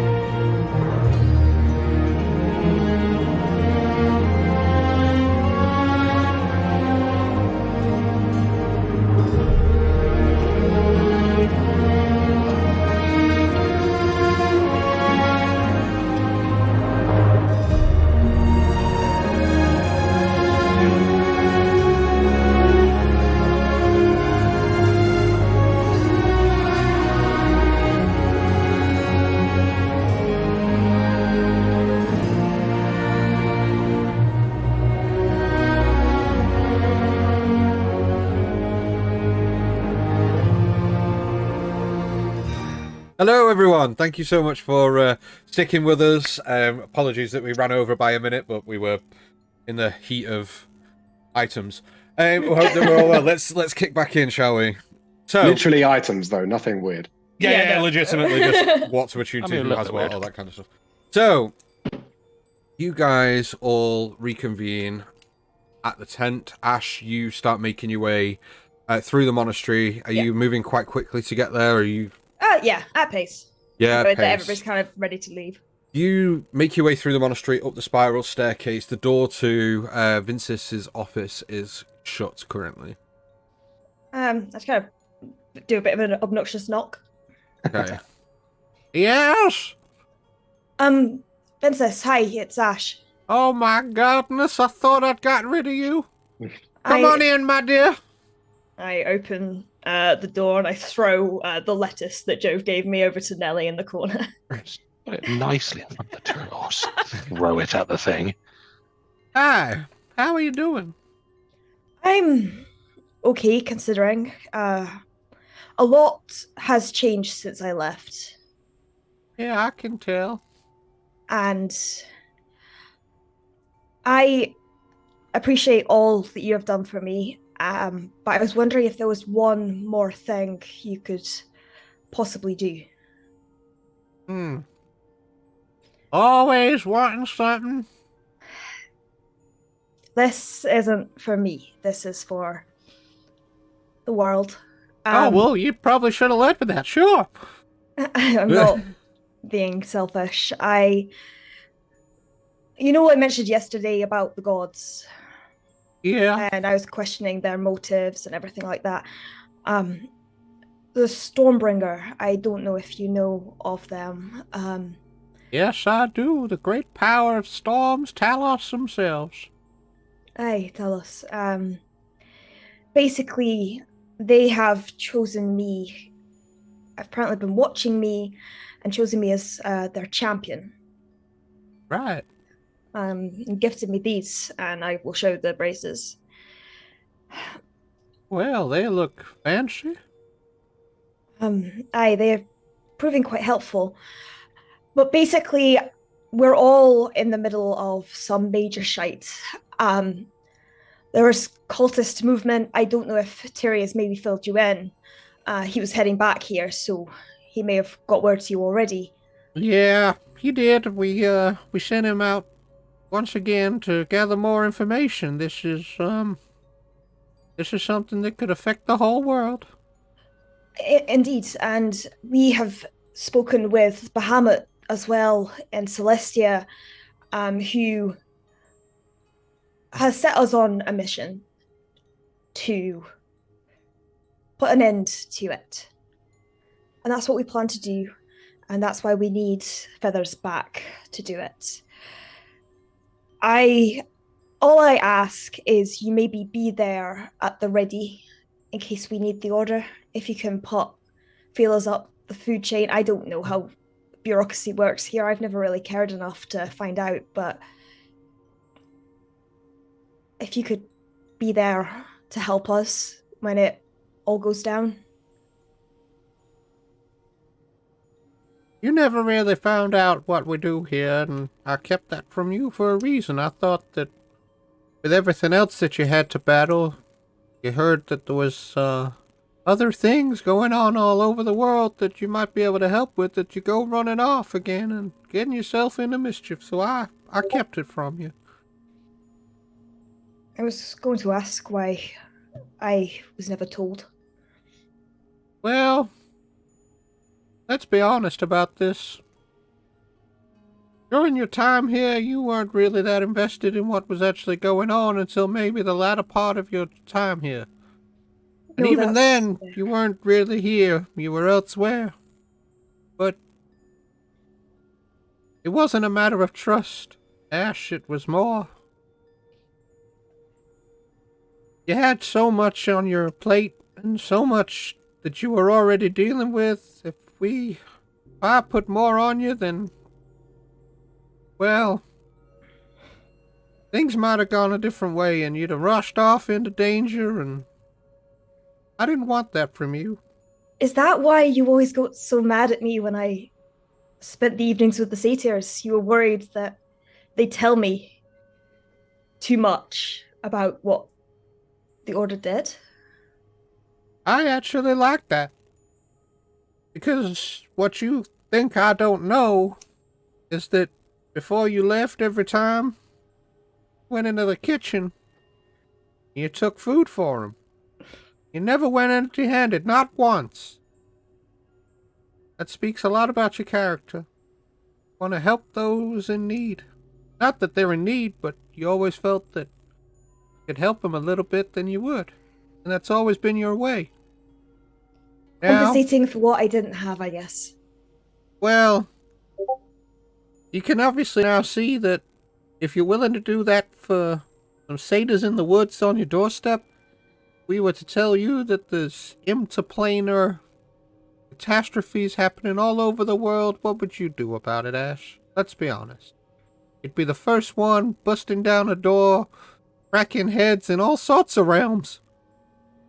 And I couldn't risk that. See, you mean a lot to me.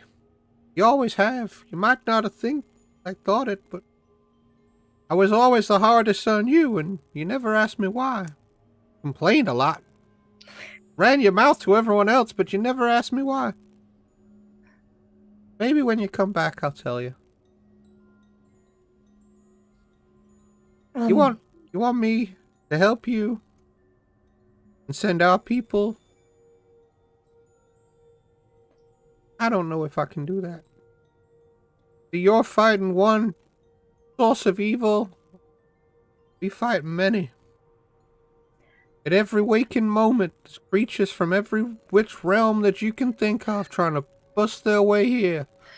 I know, and I've encountered many of them in the past few months. I've been traveling with these guys, but surely if this central hub of protection is endangered by a wider threat, then all those battles that you're undertaking wouldn't be possible anymore. This is the bigger picture. Well, look. Go deal with what you got to deal with. I'll send word out and I'll see what I can do. But I can't promise you anything.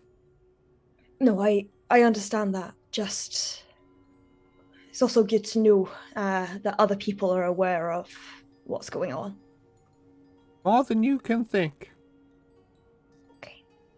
Would you be able to get these sent out? More S. favors. Tell S, just get S to do it, and tell him that I will wax lyrical about our time in the Feywild. You'll do what illiteral? What? I've been spending too much time with Clovis. Doesn't matter. Well, hey, don't put that on me. You take care, and we'll see you soon, hopefully. I will. I'll see you soon. I'll go to leave before pausing and then just going up and just giving him a massive hug. As you do, you hear a slight crack. He goes, "Oh, God, damn!" You'll be at least 3 inches taller now. Get out of here! I'm gone. I will rejoin with the rest. For the sake of brevity, you guys all spend some time attuning to plethora of magical goodness that you've all got. Woohoo! I get my spell slot back. Things back over with salt when we're done looting our body. You Patting it gently on top. pack the tent down. Ready yourselves. Collect Killian. I hope. Yeah. Make your way into the main hall. The doors to the room open. You step through, and inside is a rather tall ceilinged room with pillars down each side. And legitimately, Ash, this is one thing that annoys you. There is nothing in there. It's guarded. There is nothing in there. Wait, there's no tapestry? There is nothing in there, which is what infuriates you the most, is that you walk in expecting this place to be full of all sorts of like trinkets, odds, ends, things that would require guarding, all the rest of it. There is nothing. There is a small patch of earth and grass that's kind of raised from the floor, that's kind of got this border around it. And that's where Hallie steps onto that mound. I do so, and you see as I spin my staff and forcefully stab it into the earth.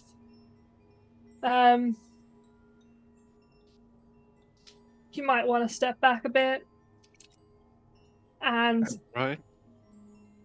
I focus a second, and you see as this sort of green energy swirls around it, and it grows into a giant ash tree. So it is the trunk is about 5 foot in diameter, and its branches spread for 20-foot radius. It does appear to be just like a normal tree, and then in the center, the bark cracks and opens, and you do see a swirling sort of blue starry portal, big enough for even me as a 6'2" tiefling to not even need to bend through, just walk through. And I do. Okay. The moment that opens, I'm going to just whisper into the DeVito family ring. I've not long to explain, but I'm going on a bit of a journey. If you don't mind, could you just check in with me at noon and midnight every day? You may not hear back, but it might help keep track of things. See you soon. And you step through before even getting a reply. Well, no, I'm like waiting for everyone else to go in. I'm not going to go bye and then go through. Okay. It's the way that you went forward. I was like, oh, so you just... Okay. The rest of you step through? Were we supposed to follow her? Hey, it's like the tree we went through before. And Fucking druids! And I go through. Ash is kind of going to look at Jove expectantly. He looks back at you, just sort of, well, Go on.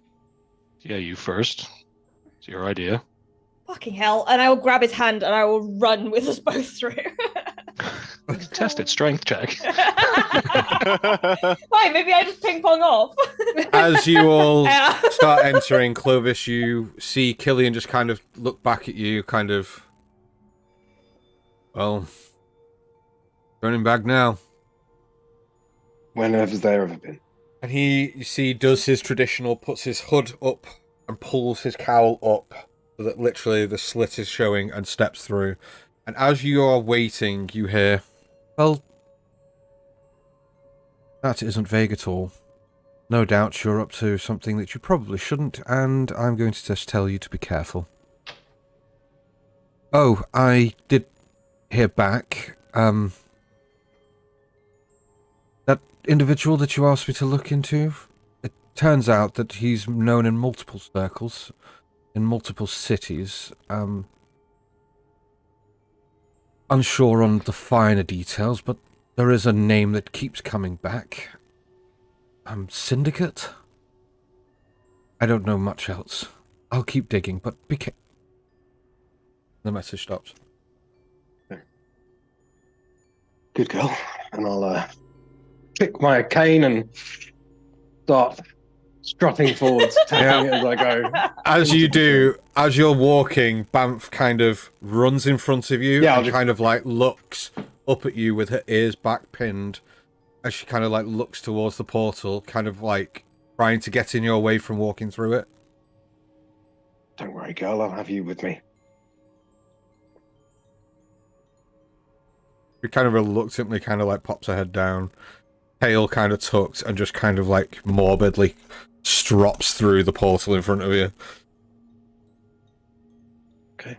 I'll just take one last look. There's not any window? Can I see the outside from where we are at all? You even just a small bit of the sky. Yes, you do. You see, just as you're about to step through, you catch a glimpse up to your left through one of the windows, in kind of where you're stood, just clear blue sky and the sun beaming through. And I'll just take a moment to appreciate one potentially last look at the mortal realm. And go.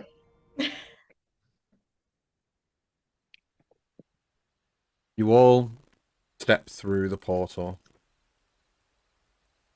and out the other side into a dense forest. But this is unlike any forest that any of you have ever been, apart from you, Hallie, that anybody else has ever been in before. It immediately strikes you that a forest in the Feywilds is a place of enchantment and wonder, where magic flows freely, and the natural world is imbued with a sense of whimsy and mystery. The trees are tall and look relatively ancient, with trunks as wide as houses and the canopies stretching out through the sky. The leaves of the trees are a riot of colour, from deep greens to bright purples and pinks, blues and reds.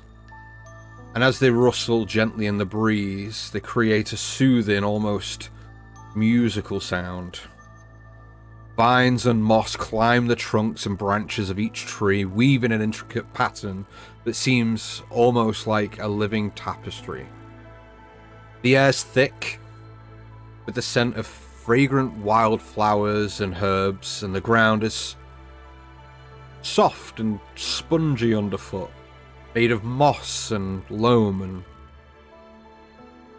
strange creatures flit around the underbrush, their forms shifting and changing as they move, almost blending in with the foliage around them. It's nighttime, and the forest has come alive with a soft glow of bioluminescent plants and creatures, creating a magical, otherworldly atmosphere. The stars themselves, Hallie, you pick out immediately, seem brighter here than ever anywhere else that you've been. And the moon casts a long silver shadow across the forest floor. But as you all step through the portal into this magical, magnificent place, you are all reminded of the sense of danger that lurks here. Hallie, you know all too well. The forest is home to powerful fey creatures, both malevolent and benevolent. The trees themselves even seem to possess a sentience, and it's said that those who dwell too long can sometimes get lost here forever, trapped in time and reality. Choice to come here. The portal itself closes behind you as you all stand taking in your immediate surroundings. As you guys are looking around, Hallie is just going to place one hand on a very similar looking tree as you just stepped through.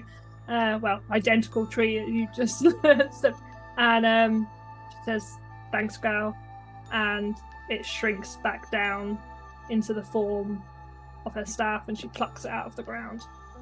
Quick DM question: do I need to return to this spot, or can I place it at any spot? You've asked me this before.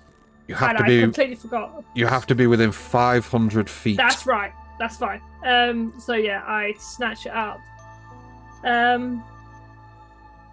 Yeah, I wouldn't dally too long. There are things in this place that aren't too friendly. Right, And we don't have time time. moves weird. Indeed. Where the hell's the hollow? And how do we get there?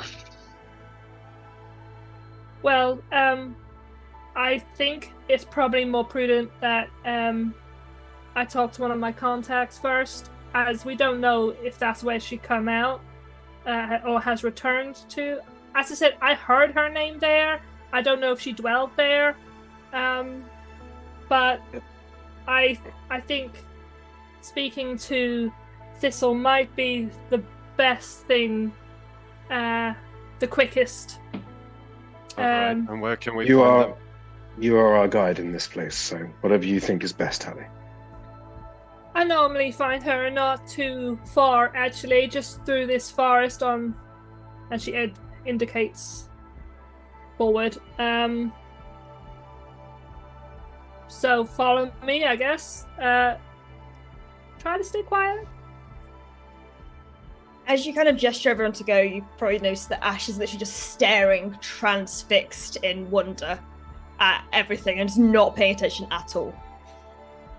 I just go over and put a hand on Joe's arm, and then I kind of reach over and grab Ash and sort of pull her towards us out of her kind of stupor. And I just say, let's go get her back. And I'll cast Dragon's Blessing, Bahamut's Blessing on both of them. Amazing. With a resistance to, and myself, Okay. with a resistance to poison damage. Poison damage. Okay, good to know. Yeah, so you each get 10 hit points to your maximum. To max. Amazing. Okay. Hallie, you know that it's going to take a good 3 or 4 hours of hard trek through this forest to get to where you need to go. Will you guys set off? Killian turns around and goes, I have to admit, I have no idea that anything like this was even possible. I mean, it's kind of beautiful, right? This is amazing. I wouldn't suggest admiring its beauty for too long. Keep your eyes and minds focused on the objective. Do not allow yourself to be distracted. Not here. Okay. I've only read about this place, and even that does it no justice at all, but if half of the stories I've read are true, and judging by Hallie's advice, I would assume they are, we must remain mindful and focused. And Yeah, very well. You're right. Okay, let's get her back. So you who's guys... who's carrying the cauldron? I assume Joe. Well, the It was just in the tent, right? Just brought the tent. Yeah, I with guess. us. Yeah. Yeah, cool. Yeah. No Okay. need for him to carry him. So you guys start setting off under Hallie's direction. You manage to walk through, you kind of know exactly where you're going, but you start making your way through there. Is there anything that you guys want to do during this time? Jove is very head down behind Hallie, just ignoring everything around him because he doesn't give a shit about this forest right now. The only thing I'm going to do is I'm going to roll a d6 for my axe. There's a 6, so we know what that's for. And I'm also going to activate my Crimson Right as we're going, so he just sort of unsheaths, sort of puts it through his hand and just has it on hand, so that is always up. And he is ready for battle. But very much Hallie. just... Hallie is pointing out things like roots and stuff that for people to step over that they might not see. She's very in guide mode. Okay. And she's also looking up when she can see the stars to try and make sure she is going the right direction. But yeah. Okay. I need to nip the toilet 1 second. No worries. So 2 people roleplay. Oh shit! Walking through the forest.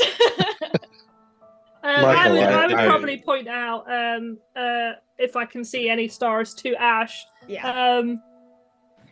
They are very different from the ones you know at home. So, because I know that you know about your interest in stars, so I don't wouldn't say I get know lost. too much about them, but I've looked at them enough, and yeah, these are different. There are more here. Well, you can see more here. There's a lot less light pollution. There are no structures from the human world with that. Like the industrial fumes and stuff like that. Yeah. I was Nice and thinking nice. more just like city blocks out a lot of the stars that you. It's very sad when you're in a city and you can't see the stars. Yeah, it's pretty. It is pretty. This place, I've heard stories about this place. Probably all Listen. true. It's pure chaos. From what I've heard of your friend, this seems quite Very apt. fitting. Yes. Very fitting for her, yeah.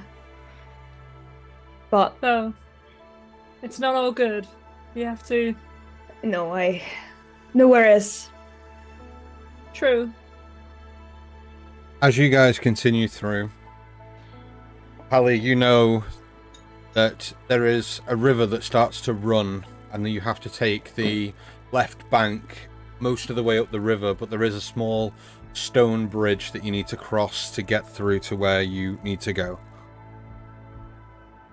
It's not far from the bridge, so yeah. As you guys continue through,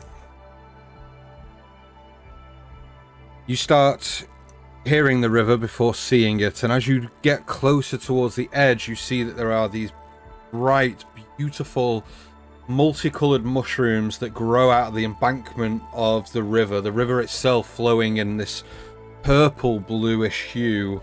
That almost glistens as you look at it. The reflection of the stars, you kind of try to think it's that, but even in the shade itself, there's like a glitter and glimmer to the water itself. And weirdly, isn't as kind of liquidous as water is in the material realm. It's more kind of got this very slightly more solidified kind of Viscosity. viscosity, exactly that, thank you. As you kind of walk along this bank, as you start nearing the bridge, I'd like somebody to make me a perception. I can do that. All right. Oh, Not it. I'm good. 23. Dang. 23. Hallie, you spot that there are roughly around 3 individuals currently stood or leant on the bridge, kind of stood in conversation. Would I recognize these individuals? From where you Or- are, it's a little difficult, and you wouldn't recognize them from a distance. Okay. But they look humanoid in shape. Let's stay together, guys. Not everything is as it seems all the time. Okay. As you guys get closer, the individuals on the bridge kind of turn, hearing you come closer, and kind of talk amongst themselves as you start to approach. And as you do, one steps, kind of like hops off the edge of the bridge. And as you're getting closer, you see that these humanoid figures have huge long ears kind of coming off out the top of the, like from the top of their heads, kind of flopped over a little bit. Kind of look animalistic in nature. Hallie, you will recognize these immediately as being Harangons. As you get closer, one of them wearing kind of purple cloth clothing with a hood that's kind of draped at the moment, with a short sword scabbard at the moment, on their waist, kind of steps forward and goes, "Oh, all right. Hi there, friend. You look a little lost." Not lost. Just passing through. Well, you seem to be strangers. I have to say, I ain't seen anyone looking like you in a long time. Where are you going? Just over there. If Well, that's okay with you? well, it might, but tell me, which court do you serve? You see there's a moment of hesitation to Hallie's voice before she says, "We are a private party, just passing through, no need to involve any courts here." Oh, well, that's where you're mistaken, kind miss. The courts are everywhere, and it's business as own. And the Summer Queen, she'll be very interested to know that people are traipsing through her land unpermitted. Now, Does the courts or the Summer Queen, from anything that Clovis has learned about or read, seem to are you getting any idea you what may these- have heard of a court, but the Summer Queen, no. I mean, you don't know much about this realm itself. just that it's What about my stories that Ted Dillon? You have heard the name Summer Queen before, Yeah. but but the courts, you know, the Summer Queen rules over the Sealy courts, but you don't know when they mention courts, sir. You don't. I don't know about any of those. No, because the stories that you've been told are all about the full Fae kind of Cool. Sealy court. So, I reckons we'll be taking you to go and see the Queen. I don't think that's necessary. We've got a bit of a time urgency, but I do have something that you might like. Well, if it's you telling me what you're here for and where you're going and who you serve, then you're absolutely right. Otherwise, I must insist that you acquiesce to my request. I'm gonna subtle spell message into Hallie's mind and say, can we trust these people? Can we trust this queen?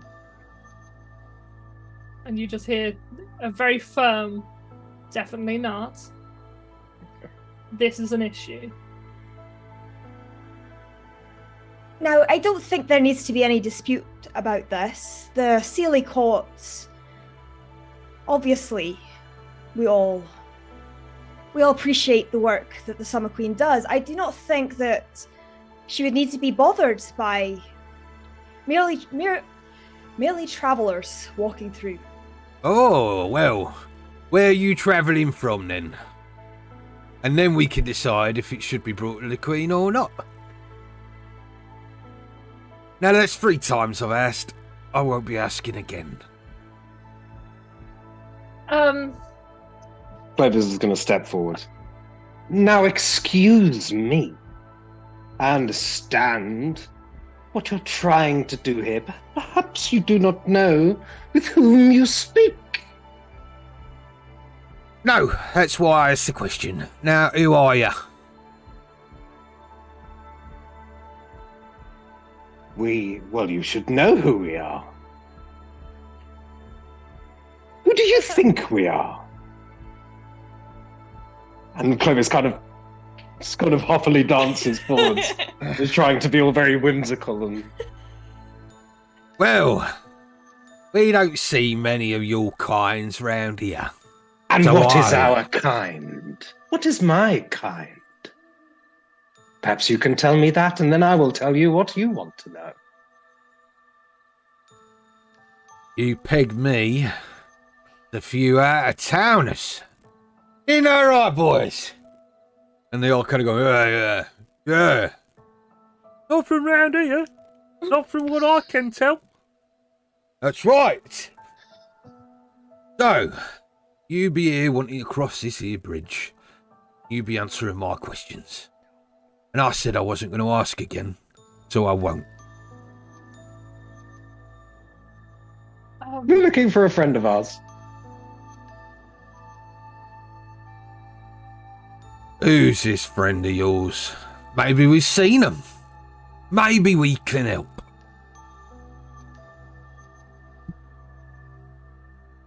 I don't think you can. No, I also don't think you can, but all you need to know is we are looking for someone, and the person who may have them is probably causing nothing but unrest for you and the rest of the Sealy court. So, we'd be doing you a favour, if anything.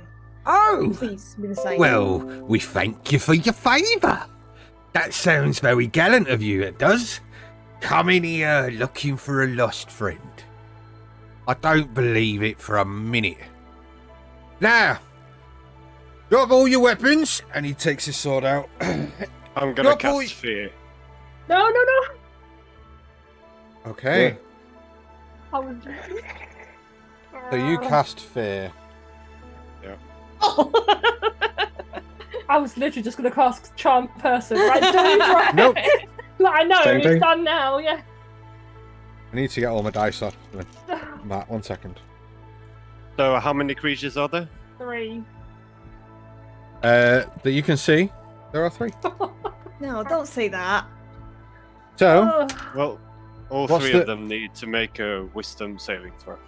wisdom saving throw coming up. What's the DC? 15. Okay. Okay, that's 1. That's 2. And that's 3. The one at the back goes, "Yeah, maybe we should just let him through." And just kind of starts taking paces back to at the front. I really however. think you should. Turn around. Listen to your friend. The one at the 2 at the front. The one at the front points the sword directly at you. Michael goes, "Well, that was a mistake." I'd like Bananas! everyone to roll initiative, please. Oh, okay. If Clovis gets the bananas off, never mind. I'm not saying that again. I close my eyes. Everyone roll the Okay. initiative, please. Oh my god, Yep. my dice went on the floor. Annie does Ooh. not know your code words, so she does not Nope. know to close her eyes. I mean, I should have bananas earlier. Trying to talk my Okay. way through, and then spells started happening. Let's go. I was going to charm my way Yeah. through. He was just like, nah. Let's Let's go scare him. there. Well, it's I've still sort of said what bananas. Michael does. so- He's not. Look at that. So the good folk at home can see what we can see. Oh no. Oh my god, it's so pretty. Wait. Is that it? Michael's There we not go. a charming person. Okay. I best roll initiative for these guys as well. I was right up pretty much in their face because I was talking to them, so I'll put myself there. Yeah, so was I. Oh, that one should have been on. Me, so that should have been. You probably stepped in front of me, so Okay. I'm probably about there. Where's the guy who pointed? One us? more. So I need to be. One more. Oh, okay. Right. Hold on 2 seconds because I'm gonna have to go. Stop saying one more. So many buddies. I didn't put the name tags on them, so second. What are their names, Dan? 1, 2, Oh, 3. Hippy Hoppy and Floppy, Floppy. Jumpy. Floppy. Hey, floppy, yeah, what I don't know what the hell I was thinking. floppy, bouncy, Hippie, hoppy, and floppy. and that. Simon. Devil Killer. Definitely. Nice. Okay. War so bastard. 20. Yeah. Loves to kill. Right. 25 to 20, please. 21. Anyone? You're 21 as well, Clovis. No, sorry. Can you roll for Do it. Banff and can yes. someone? I'm Which going one? to let anyone roll Killian, and other than Ash and Michael. Yeah, I don't so wanna. One of I you don't 3 want needs it. to Well, run. since how the other two have animals, Yeah, I Hallie. will. Can you roll initiative for Killian then for me, please? Okay, so I don't actually have his sheet up. I'll quickly do that. First time in possibly ever, Banff is going after me. Damn. Right. Let's. Guys in chat, is this music loud enough, or does it need to be a bit louder? I attack. I do this. So this is what our voices are compared to the music. How's this? Yeah. That's a good idea. Sound check. Brilliant. Right. Who got what? Oh, I'm just waiting for Killian. sorry. I'm waiting for his screen to load. It's very quiet right now. Okay. Oh, he gets +5. Fuck. Yeah, he gets to Right. add his wisdom to it, I think. He gets a 24. Damn. Okay. Damn, Killian. Okay, 20 to 15, please. 16. 16. 16 too. Hey! 19. Buddies. 19 for you, Hallie, yeah? Mhm. The OGs! We're going together, guys! I assume I'm going last in that turn order because my Yes. dex is +0. Ash, Jove, Then Clovis. Clovis. 15 to 10, please. 13 for Mamp. Okay, and that's everyone, isn't it? Yes. Is Michael gone? Yeah. he's Yeah, at the yeah. top. Okay. Top of the initiative order, Bananas. Killian. Killian. Again, I don't think you've actually told him the code word either, so he is going to. Where is he? Oh, he's over there. Okay, he's just going to let off an arrow with what's this? It's a sharpshooter. Yeah, sharpshooter. Minus 5 to the roll plus 10 damage if you hit. Okay, I will do that. That is. You said minus to the hit. Yeah. Minus 5 Yes. to the hit. Plus his modifier, -5. 14. 14 misses, unfortunately. Okay, then he gets 2, so he's gonna go again. He gets 3. He gets 3 on his his first round Gloomstalker. He gets 3 attacks. Oh, apologies. So this one's without sharpshooter. Okay, that's better. That is 19 19 with sharpshooter. without No, sharpshooter. without. Without, yes, that hits. 19 will Okay. hit. Which one are you aiming for? The one that is right in front of Michael. Okay. Why is Michael right in front of him? He wasn't talking to. Oh no, he cast fear. Yeah, yeah. Sorry, I apologize. So yeah. Okay. Go ahead and roll me to hit Roll some damage, please. Is a D8 plus that. That is an 8 plus 5. Okay. Okay. 13.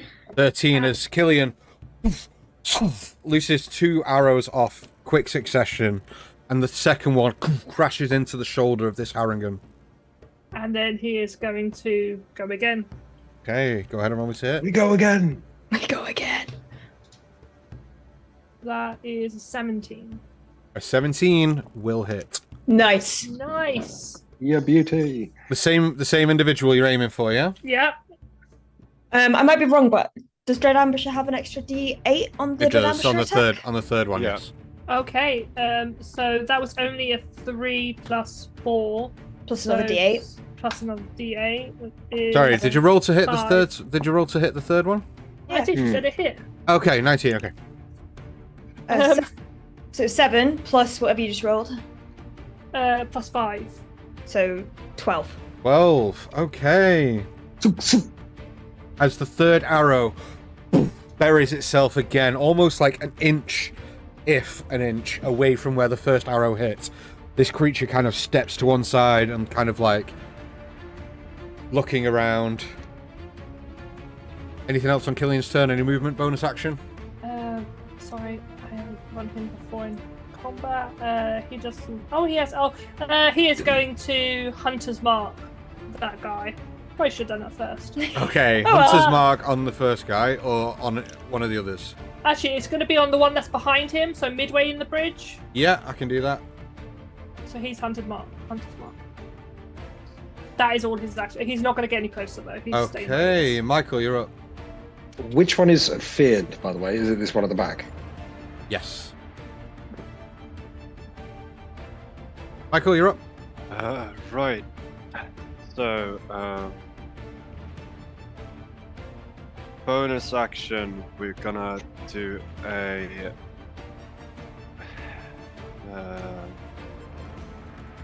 a hex on guy right in front of me, Okay, yeah, is hexed. and then I'm gonna take 2 swings. Okay, go ahead and roll me to hit. Oh, that's bad. That's 13 for the first one. 13 misses. Second one's 19. 19 will hit. Go ahead and roll me some damage. Plus your hex as you... and it kind of strikes you immediately how dexterous this individual is, just kind of dodging out the way of your first strike, but you just managed to crack with the second. So he gets 14 points. 4 of them are necrotic. Okay, with your second strike, as he dives out of one way, the training at the combat dummy in the courtyard, you kind of focus in and just throw the blade out of your hand almost without looking.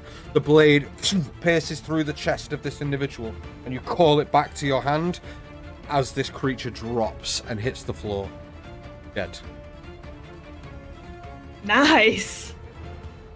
And then I'm just gonna say, all right, either leave us alone or you're next. And I'll rush behind the second one with my sword out. Okay.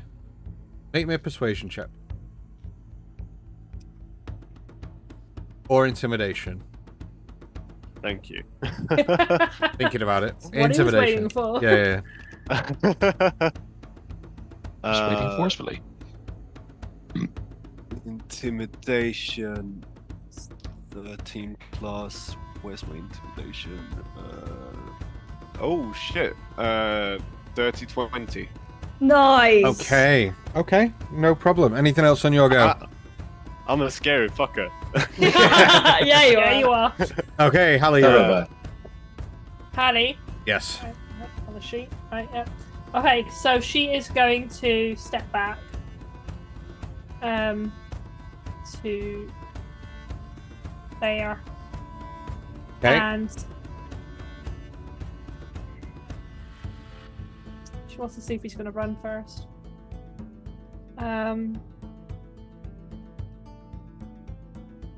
She's going to hold an action. Okay.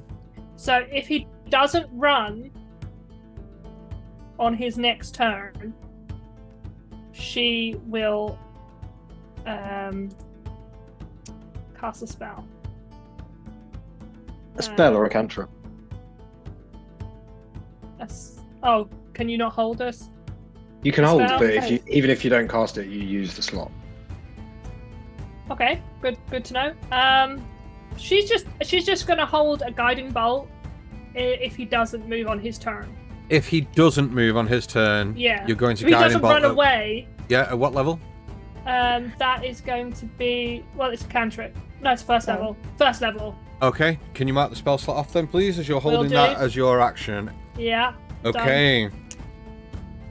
Next in initiative is the creature stood next to Michael, and he's going to 5, 10, 15, 20, 25 to there. Michael, opportunity attack. Does he look like he's bolting, or looks like he's just making distance? Moving back and just kind of moving past you and kind of like somersaults backwards to the edge of the bridge, and when he does, holds his sword back like that. But his facial expression as he's moving from me is not. He looks worried and looks a bit scared, but he's not running away. Okay, well, if he doesn't run away, then I'm just gonna stop it. Okay, go ahead and roll me to hit, please. I told him he's next. Okay, opportunity attack.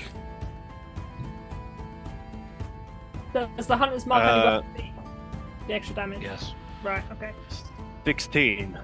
16 misses, unfortunately. No, sorry, 17. 17. Yeah, because it's plus 8. 9 plus 8 is 17, right? It is 17 Yes, will hit. Yeah. And roll me some damage. 10 points. Okay. Hallie, roll me to hit with your guiding bolt, please.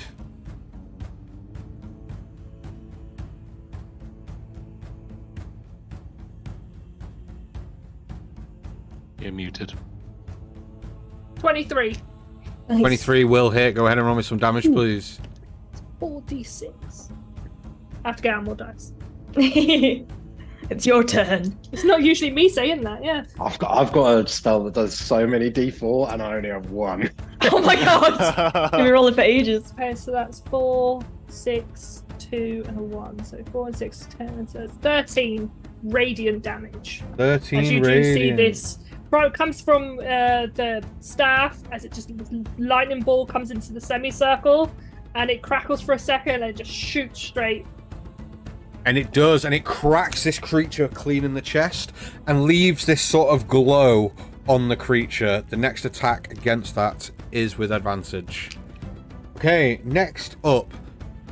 Michael, you hear the rustling of branches beyond the bridge as this individual steps out on top of the rock, aims directly at you, Michael, with a crossbow, and will take a hit at Go you. for it.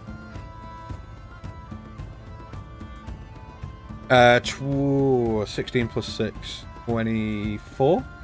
No, 22. It's Or not 22 misses. You're not Sorry about gurgle right now. Wish. No. so you take 9 points of piercing damage as this bolt hits you. It will then target the next closest creature it can see, which is you, Clovis, and will take a try to shoot you. That's 21 to hit. 21. Mm-hmm. Nope. No, it don't. I'll cast shield. Shield. Okay. Nice. As you do, and the arrow off the magical field of energy that you've just created. Next in initiative, Ash. Ash is going to seeing that these guys don't seem to be backing off, and having heard bananas be called, Ash is going to head here. But as she does, this static electricity kind of swirls around her gauntlets, kind of flicks behind her, and these two motes of lightning drift to Jove and Clovis and one to herself, and like almost seems to melt like a snowflake into your temples. And I'm casting Bless. Nice. So good. So Bless, giving you an additional D4 on any attack rolls going forward. I am concentrating. Amazing. Anything else on your saving turn? throws, right? Attack rolls and saving throws. Is it? Yeah. It is. Yeah. Yes. Yeah, other than that, Ash is going to close her eyes. Okay. Jove, you're up. Yes. All right. Seeming more annoyed by the situation than anything else. There's no. There seems to be a reduction in the sort of battle rage he would normally feel. He just sort of grumbles slightly as he looks at everything that's going on. Just continual fuck ups. So all I'm going to do.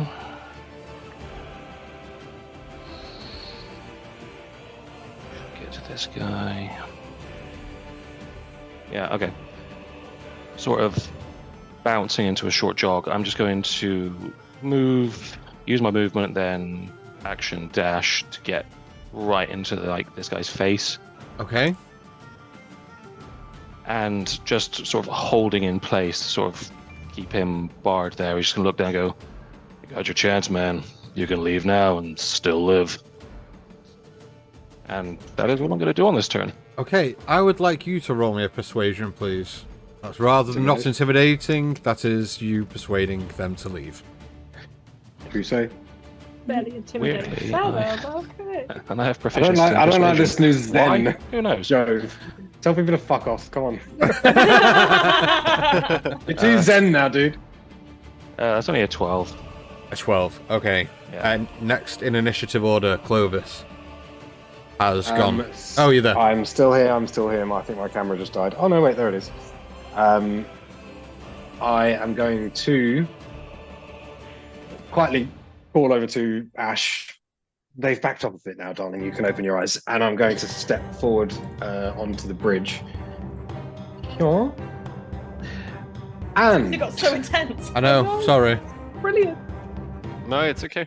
No, that worked. there's a couple of things I'd like to do.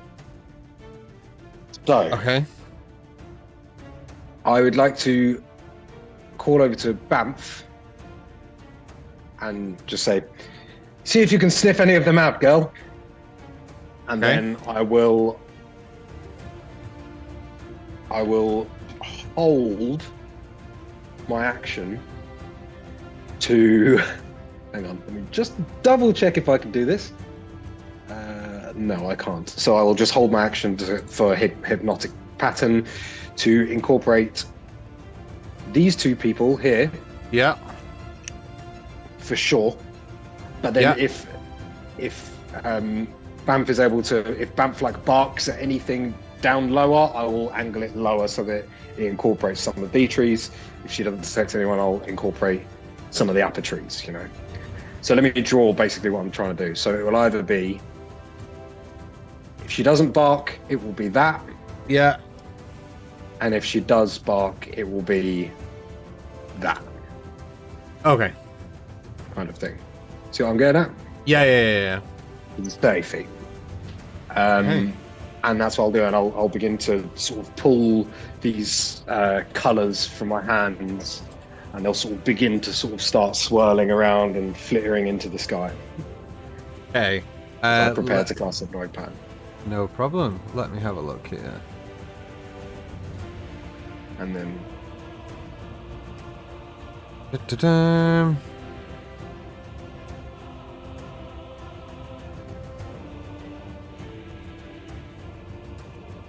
Okay. So, is there an additional save? So, you cast Fear, but now you cast Hex. Fear is no longer up, right? Is Fear not a concentration spell? Fear's concentration, yeah. So That spell's dropped, so he's no longer. that's dropped by Hex. He's no yeah. longer frightened. Yeah. Okay, good. It's his go, and he's going to step up to his mate there and draw his short sword. I always get that wrong. Short. And he's going to try and attack you, Drove.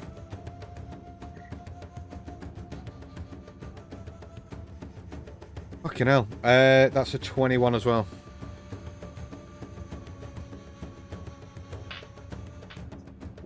Anyone hit Jove, yeah? Yes. Okay. Yes. Okay, so that's 12 Yes, it points does. of slashing damage as with the first attack. Second attack is not as good. It's a 19 to hit. Meets beats. Okay. But 15 points of slashing damage with the second attack. I told you to leave us alone. Okay. Bamps go. So Bamf is going to charge into the river. Into the river. Okay, that's fine. How, is it? Well, can she run along these logs and stuff? Can she like bound across these logs and shit? If she's got distance, she can possibly do that, yeah. Okay, well in that case then she'll go to here, and then she'll Bamf 30 feet to there, Okay. and that's half her movement and her bonus action. Then she's going to use her action to search, and she's going to sniff out any rabbit fuckers. Okay. Is she moving from there? She still has her half movement. She still has 20 feet of movement left. Yeah, so is she moving while doing this? I will allow you to use that action while moving in a direction. She's searching these trees. This looks sort of immediate little bushy wooden area for any more of them. Okay. So, as she moves, I'm going to just move it through this bushel. But she's search. mostly using her sense of smell. Cause, Yeah. Make me a perception check. okay, With she gets advantage. on it, yeah, Because it's smell, yeah. because Looking it's for Bamf. wascally wabbits. Ooh, that's not bad at all. 14 plus her perception, I think, is quite high. 14 plus dirty 20. Dirty 20. Nice. She does not find anything in those bushes. However, as she emerges from the bushes, she catches a smell here. Okay. Okay, so and then she's gonna like whoa, whoa, whoa, and like do one of those little doggy point things Yeah. that way. Hell yeah. And then I will release my spell into the upper area, which I said, which I Okay, believe so was 30 feet will get the 2 on the bridge. 30 feet. It's that box I've just drawn. Can you see that? Okay. Yep, so 3 wisdom saving throws, I believe. Ooh. Yep, wisdom Yep. saving throw DC 15. 15, okay. First one, 19 on one of the die. Which one's that? That is number 2. Number 3 was a 17 on the die. Come on. And, no, they all make it, mate. Sorry. Ah. Oh, fuck's sake. Sorry. I However- hate spells that do saving throws, man. It will reveal this creature here. Okay. Oh, God, what have I done? Has it revealed it on your thing? One. Yeah. Yeah. You revealed. That We one can there, see. yeah? Okay, That creature. Okay. Anything? Okay, so it is this creature's go. It's going to hop up on the edge of the bridge and pull a crossbow out. And it's going to fire at... It's going to fire at Banff. No! Sniffed it out. Found it. Absolute spell. God damn it. Sorry. That is... Sorry, it's an different. 11 to hit. Miss. Get Second fucked. shot is going to be at you, Jove. Cool. That misses as well. 8 plus 6, so 14 misses. Yeah. Okay. As he helps up the shield. Okay, top of the initiative. Killian. Killian is going to fire. Well, he's going to cast Cordon of Arrows. No, that's not what he's going to cast. I didn't have that ready. What did I have ready? Oh, wrong sheet. Fuck's sake. Sorry. Know how you guys feel now. Hail of Thorns is what he's going to cast. Okay, so Nice. he's dropping That will drop onto concentration. smart. Is that also concentration? Mhm. Yeah. No, It's he's not fine, going to do that then. He's going to. Hunter's Yeah, mark no, is he on is. the dead body anyway. You can move it as a bonus. Move it as a bonus action, or you can recast another spell, but you basically... If you recast another spell, it's another spell slot. Hunter's Mark bonus action, you can move it to another creature without No, he's going costing to do another Hail of spell slot. Thorns. He's going to do Hail of Thorns Okay. at the one that is up at the Okay, up here. no problem. So that is Um, a... Hold on. What's the range on Hail of Thorns? So Hail of Thorns, it doesn't actually have a range. It just says next time you hit a creature with a ranged attack, before the spell ends, then the Rain of Thorns. So it's minor. Okay. Yeah, but that has an area of effect. Doesn't have an area of effect. It just says the next time you hit a creature, the ranged attack before the spell ends, the spell creates a rain of thorns that sprout from the ranged weapon ammunition. So the range is from the weapon, not Okay. the spell. Okay. Okay, go ahead and roll me to hit them, please. So yeah, okay. So And he is it... wants to Hold do on, with is Hail of Thorns an action? No, that's a bonus action. In addition to the normal effect of the attack, the target of the Bonus attack and action. each creature within 5 feet. Yeah. Okay. So that's a bonus action. So, and then he shoots. Can he sharpshooter and do that? Yeah. Yeah. Okay, Yeah. so he's sharpshooter in as well. Oh, nice. It's 19 plus. That's 18. So 14 plus the modifier. 19. 19. No, Yeah, take the 14. 5 from. Oh, sorry, 14 plus 8. Yeah, Yeah, So we'll that's hit. by 2. Go ahead and roll damage. Plus 10. That's a 7 plus 5 is plus 10. 22. 22, and then the Rain of Thorns, which is so Hail of Thorns, which is They another make a D10. dex save. They all have to make a dex save. Within 5 feet of the creature she attacked. Yeah. Yes. Yeah, the target of the attack and each creature within 5 Which feet. is Yeah, only yeah. that Okay. one. Oh, So it might not be. okay, so it has to make a dex save. Yeah. It rolled a 15, so that would be... Sorry. Lost it sheet. And the other two need to make it as well. The other two within 5 feet of him. You shot at number 5, I believe. The one on The one up on here is God the one I damn it. shot at. Okay. Oh, right, okay. It made the save, so it takes the hit. Yeah. Okay. So it would have been 19. Oh no. 21. It made the hit. It made the save. Right. Okay. So it takes the first hit, and then he's going to let another 2 arrows fly. It's just one. One more. One arrow, because is that a bonus action, then the broomstick up, right? Yeah, you only get that on the first round of attack, and you get an additional 10 feet of movement on the first round. Nice. Sorry.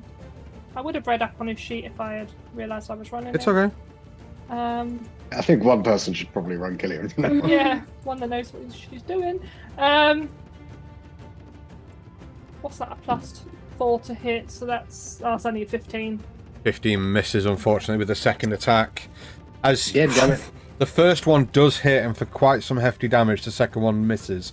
Anything else on Killian's turn? Any movement?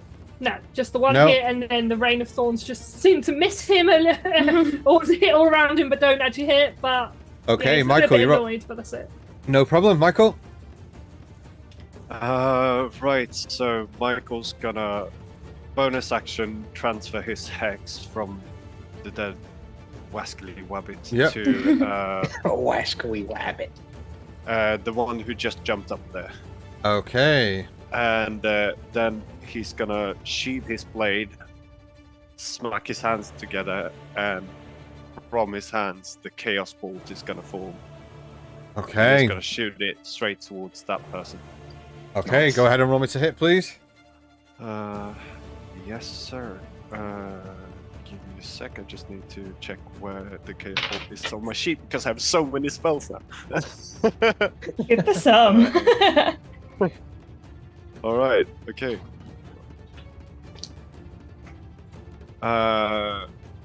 So that is 19 plus 8 for We'll hit. Yeah. 27. Yeah, we'll hit. Go ahead and roll me some damage, please.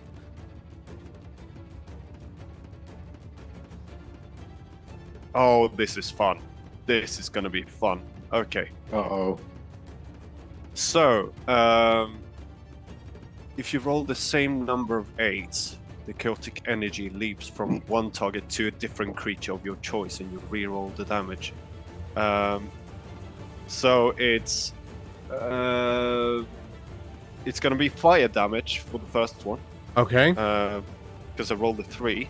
Oh well, I rolled double 3s, so it's Nice. gonna be the 10 points of fire damage. Yeah. And I need to make a new attack roll against this one here. Oh, Okay. yeah, sorry, Hex as well. So 10 points of fire damage plus 3 points of necrotic damage. Okay. And a new attack roll. That is 19. 19 will hit, yeah.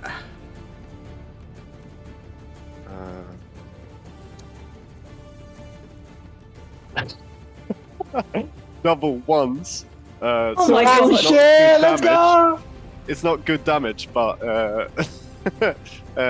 double ones plus a d6, so 7 points of Jesus Christ, keeps disappearing. Acid damage, Okay. and it's gonna jump to the third person in front of Joe. Let's go. And then to Jove. Natural 20. Oh! No, Fucking no! Michael single-handedly just taking fuckers out. Go ahead and roll me some damage, please. You really have to teach me that one. So now it stops, though. It's not. Oh, now it double. stops. Okay. Oh, okay. Oh, okay. It's gonna be the third one's gonna be cold damage. Okay, go ahead and roll me some damage. So that's 5 cold plus 4, which is 9 double, two. so 18. On this creature here, or no, it was that one in front of Joe, wasn't it? That One one. in for a Yeah. Jove, yeah. Hey, go ahead and roll Chunky me a d20, please. crits! Chunky crits! Chunky crits. 17. Ooh. Damn. That Roll me sounds another. good. I mean, roll me another 2d6 please. Strike pierces the creature's lungs. 6 Ooh! and 5, 11. 11. As you Bing bong, bing bong! and crash it down on the third creature, this Yeah. lightning energy this cold energy, sorry, I believe it was cold, right? Third one was cold. Yeah, this Crashes is cold. in through the back, and you, Jove, as you're towering over it, see that the creature's eyes go widen, and its chest, from the middle of its chest, just starts to freeze outwards Oh, nice. and pop out as it just drops to the ground. Nice. You can see how Michael's basically manipulating this orb that shrieks out, and it's as it travels. The first time it sort of engulfs in flame and goes through the first creature. The second creature, the energy seems to become a black ichor and hits the second creature before it passes through the third one, and that's when the cold happens. And Michael's arms are basically doing this sort of wave motion as he's almost as if he's having a JoJo, Yeah. and he's like just whipping that Nice. shit around. Now, Amazing. That's bonus action Oh, and action. You can't stop. Like that was quite a lot. I'm just gonna jump over to here with Your movement? my movement, and can I see if I can try and jump over these guys Behind them? From standing? here as I'm sort of running up on the edge to see if I can just leap. You should be able Where's to, my as long as you run and jump to here, you could do that. Like over that Yeah. one, kind of into that gap. You can yet? Yeah. Okay. That's me. Hallie.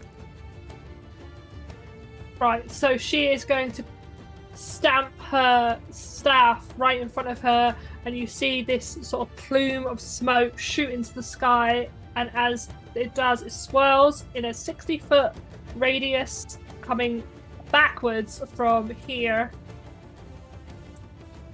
It's like a storm cloud appears in the sky as she is going to cast Call Lightning. And at Jesus. third level, Jesus.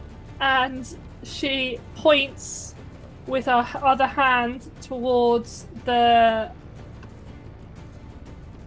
one that's still up on the rock, Yeah. and he needs to make a dex save, I believe. Hold on, third level. Blah, blah, blah. Call Lightning. It's a 60-foot, and is it all creatures within that 60 feet have to No. make it, or just one of your choice?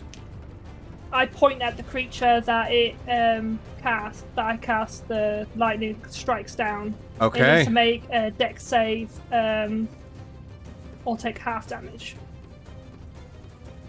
15 is the save. It makes the save. Okay. It's a Harringer, man. It makes the save. That's fine. It still Go ahead and roll me takes- some damage. That's a 10. That's a 4. And that's a 6. 20, halved. Halved of lightning damage. Okay. Jesus. And the cloud still swirls above them, 10 foot above them. Okay. Anything else on your go? I don't believe so. Okay. Bonus actions. No. No? No. Okay. Okay. The creature on top of the Harringer on top of the rock at the back here. Yeah. Oh, let me get my clicker. He's going to take a shot at you, Michael. Yeah. That's a 21 to hit. Silvery Bob's that. Okay. That's a 21 to hit. I rolled higher on the second roll. Oh, okay. Fair enough. It would have been 25 on the second roll. So, that is... Oh, rubbish damage. 8 points of piercing damage on the first attack. Second. Hell yeah. Love it. Love it. Second attack. Keep going, keep going. Second attack on you, Michael, is rubbish. That's an 11 to hit. Yeah, misses. Silvery barbs, did you say? Okay. Ash, you're up. I'm gonna give Jove advantage. Okay, Jove, you have advantage on that Look, attack, I'm dead, on buddy. the next attack. Ash, you're up. Okay, Ash is going to Open her eyes. open her eyes and walk forward and is going to look dead in the eyes of this one here. Mhm. I really suggest you should back off. And the remaining crackle of lightning around her gauntlets is... She's going to Kamehameha, isn't she? That's exactly what she did. Go ahead. No, but is going to basically swirl around this static energy and is going to toss it to the one on the rock, and I'm going to cast Sacred Flame. Sacred Flame on this individual, which I believe is a dexterity saving throw. Dexterity save. I'm hoping he's precariously on a ridge. It will help, but maybe not. Didn't help. It's a Harrigan, man. It's got massive. I know. It rolled an 18. Yeah. It saved. Yeah. I'm just a unfortunately. baby cleric. I'm just trying. I'm just trying my best. So that's your guys. action. You still have your bonus action. Bonus action. I will. What will I do?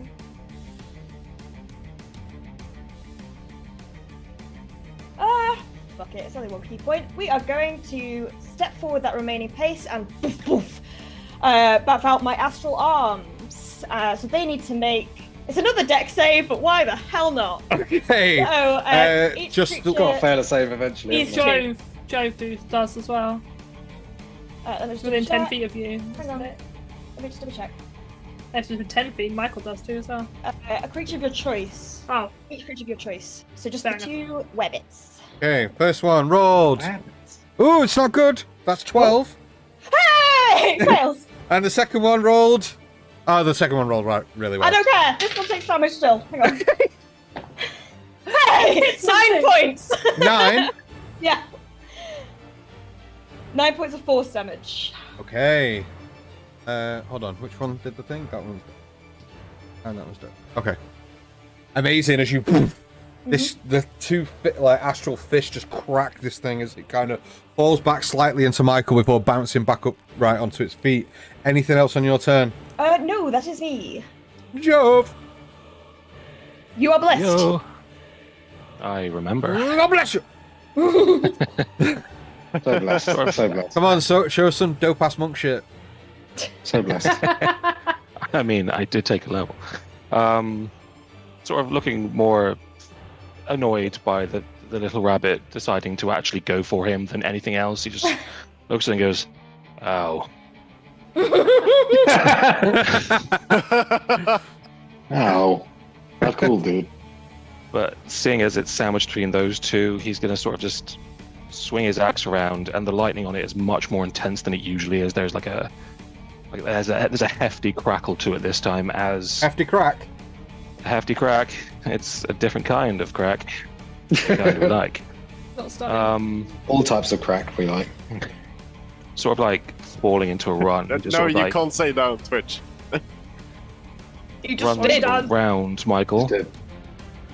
And I'm just going to take 2 swings at this one, just very, very composed, right together, just shoom, and then shoom straight back through like he did on the dummy. Okay. Well, So- as you move past that individual, he will get an opportunity attack against you. Yeah. Oh, fucking hell. That will hit. It's a natural 20. Damn. Silver Bob's Dope. that one. Didn't you already use your You action? did that, didn't you? You On already your used your turn, you action. can't do it again. Can't do it this turn, I'm afraid. Oh shit. Oh, because yeah. Uh-huh. Fuck. So Gotta use them. that's 27 points of damage, slashing damage. I rolled really high on the die. Oh. It's a good job you So- took that fucking Perry hat. 8. I So didn't take yeah, anything. 11 double Ash 22. So yeah, Oh, yeah. sorry, it's 28 points of slashing damage. That's fine. Pile it on. Okay. That's Okay, not Do you so- want any more? Do you want to do any more? That's No, fine. I'm I've good. got I'm good. points to spare. Your turn. So you get to that That was creature it. who's it is raised above you, kind of like currently stood, like very tiptoed on this kind of ball on the kind of end plinth of this kind Yeah. of wall on the bridge, kind of I mean, it's aimed very, currently down. it's very much like a sweep for the legs because they're sort of facing backwards. They'll just sort of back axe. Okay, go through ahead the and roll me legs to try hit. and. So first one is okay. That's a 29 to hit. Okay, will Whoa! definitely hit. Go ahead and roll me some Yeah. damage. So What's that your fucking is plus on your Yeah, head? how? How is that not a crit? plus 10 You got on a my plus axe. 10. I rolled a 19. So that is 7 plus 7, so that's 14 slashing damage plus plus 3 lightning damage. Okay, And you as you step in and go "Woof," and slash, you don't just like take this thing's legs from under it. You take its legs clean off with one swipe, like woof. The legs kind of like the feet kind of stand there for almost just like a second or two as the body topples off into the river before the feet just kind of off the top of that thing. It is. You Yeah. told me off for describing stuff in too much detail on Thursday. Lucky rabbit's foot though. Yeah, I was True. just about to say, someone True. grab Yeah. that. Like a human foot. Anything else on your turn? Sort of looking at the feet as they just sort of stand and just slowly fall to the side. Well, that was disappointing. All right, and I will. Yeah, he's just going to stand there, sort of unimpressed. Okay. That's Joe. Okay, Clovis, you're up. I am going to look to the guy up on the ridge, Yeah. and I'm going to mutter under my breath for my own amusement.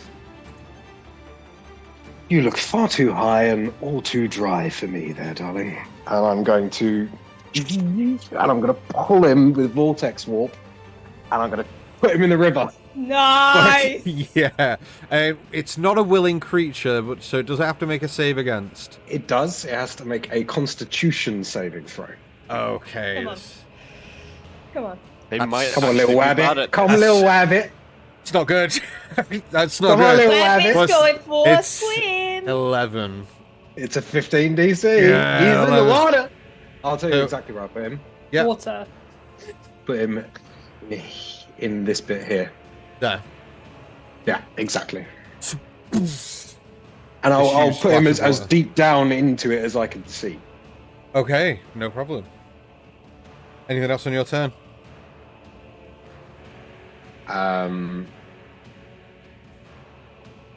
No. And No? I'll just sort of, I'll stroll forward 10 feet onto the bridge. Casually. Clicking my cane as I go. La, la, la, la. Okay. Right then. The creature that's between Ash and Michael Yes. is going to take a hit at you. Ash first. If you must. Leave us alone! You leave Oh, us alone. that's not bad. It's gonna 25. Yeah. 25 will hit. Yeah. Start anything with a t, and yeah, it hits. Yeah. Ooh, that's good. That's good. 18 points of slashing damage. Ouch. And the second attack's coming towards you, Michael. Mhm. Oh, rubbish. That's a 9 to hit. Wow. Ow. And it is now Bamp's go. Michael's just gonna go, Oh, really? reaction. Wrath of the Storm. Ooh. What'd that do? It's deck save again because they're having fun. You basically see. We're having fun. You basically see as this Harangon goes to strike Ash, it cuts through, but it hits part of the bracer, and it's like it ricochets back into the blade, and lightning kind of creeps up the blade into the Harangon's hand. Roll me damage. It failed its deck save. Oh, It rolled a double natural. eights! Double eights! 16. Okay. Sorry, I'm excited. I'm excited. Okay. Fucking hell! It rolled a natural 1 on its dex save. Oh hell yeah! Bamf. Bamf is going to. I've lost the thing. Bamf is going to go. Woof woof woof woof woof woof. Hop up onto the side of this, and then jump over the body to take 2 attacks at this little remaining guy. Okay, go ahead and roll me to hit with advantage, please. With advantage, then both of those are... It's surrounded. Okay, cool. Both of those are going to be savage attacks. Okay. She's Go for it. tearing it to pieces. A greyhound and a rabbit.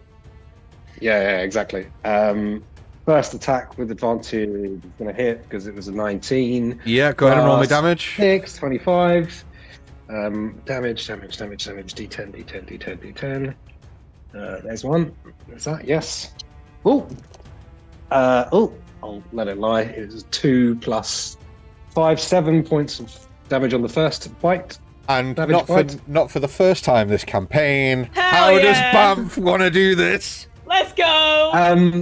Bamf is very much like a bloodhound on a hunt. Like, He's just grabbing it around the back of the neck and just like whipping her head until it's just a floppy mess in her mouth. Very good, as she does. I'd like to make me a perception check, please. Okay. With Bamf? No, with you. With me? Okay, that's 15.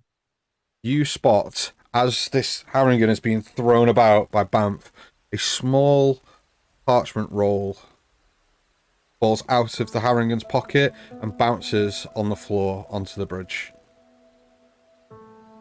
Okay. What's this guy in the river saying? You are out of combat as Jove. You kind of look over and the body just kind of comes up. He doesn't know how to swim. The rabbit man.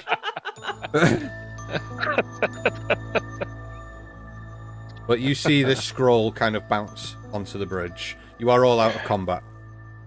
Well, that didn't go quite as well as I'd planned. No. Let's try to avoid conflict in places like this. Hallie, do you think this will alert any unwanted attention? As you see, Hallie steps forward and she disperses the giant cloud storm. Yeah, we should move. I haven't. This was unforeseen. I apologize. Yeah, we need to go. You're quite right. And I'll lean down and I'll pick up the small scroll. How big is it? We're talking like tiny. The small scroll. Like a little message. Does it look like the one that I saw in? No. No. Bigger than that. Okay. It's a scroll. It's a small scroll, but it's not like tiny. Not tiny. It's just a smaller scroll than you would imagine.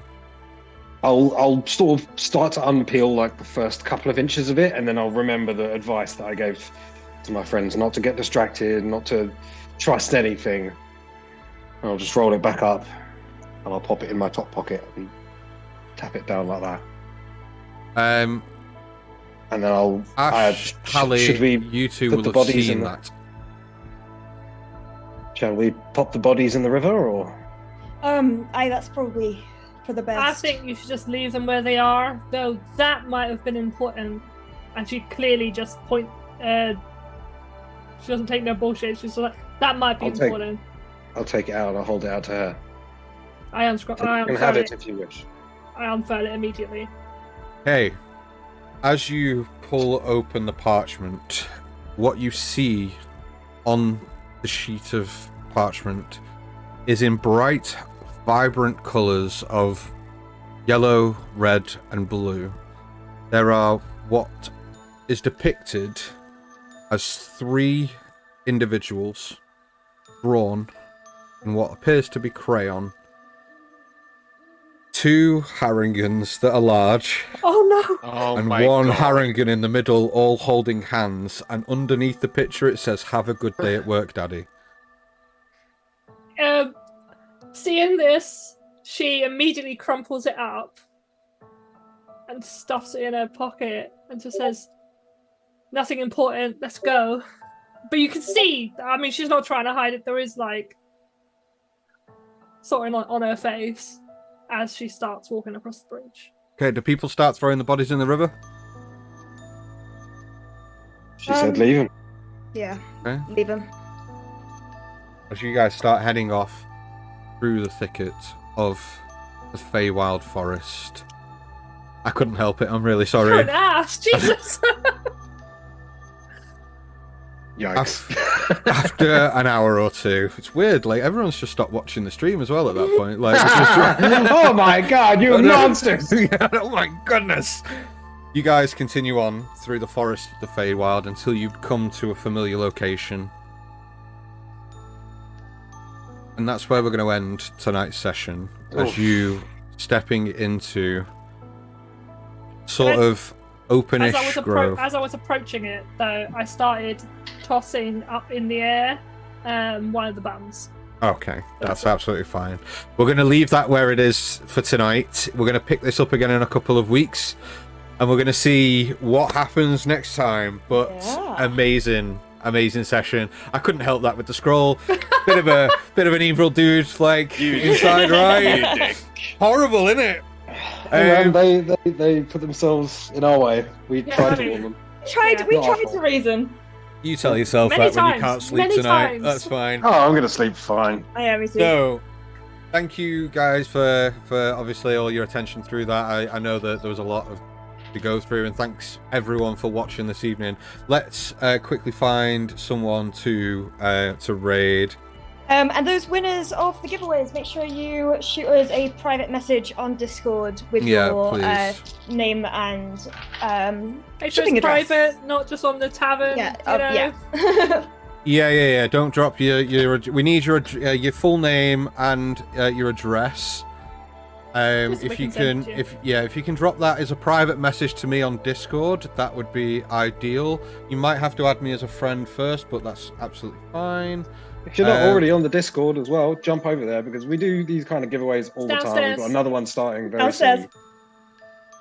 It's downstairs. Jump on the Discord. It's the best place to hear about stuff that we're doing when we're going live. Other giveaways we'll be doing in the future. Loads of stuff on there. So also, please jump on there. Everyone's welcome.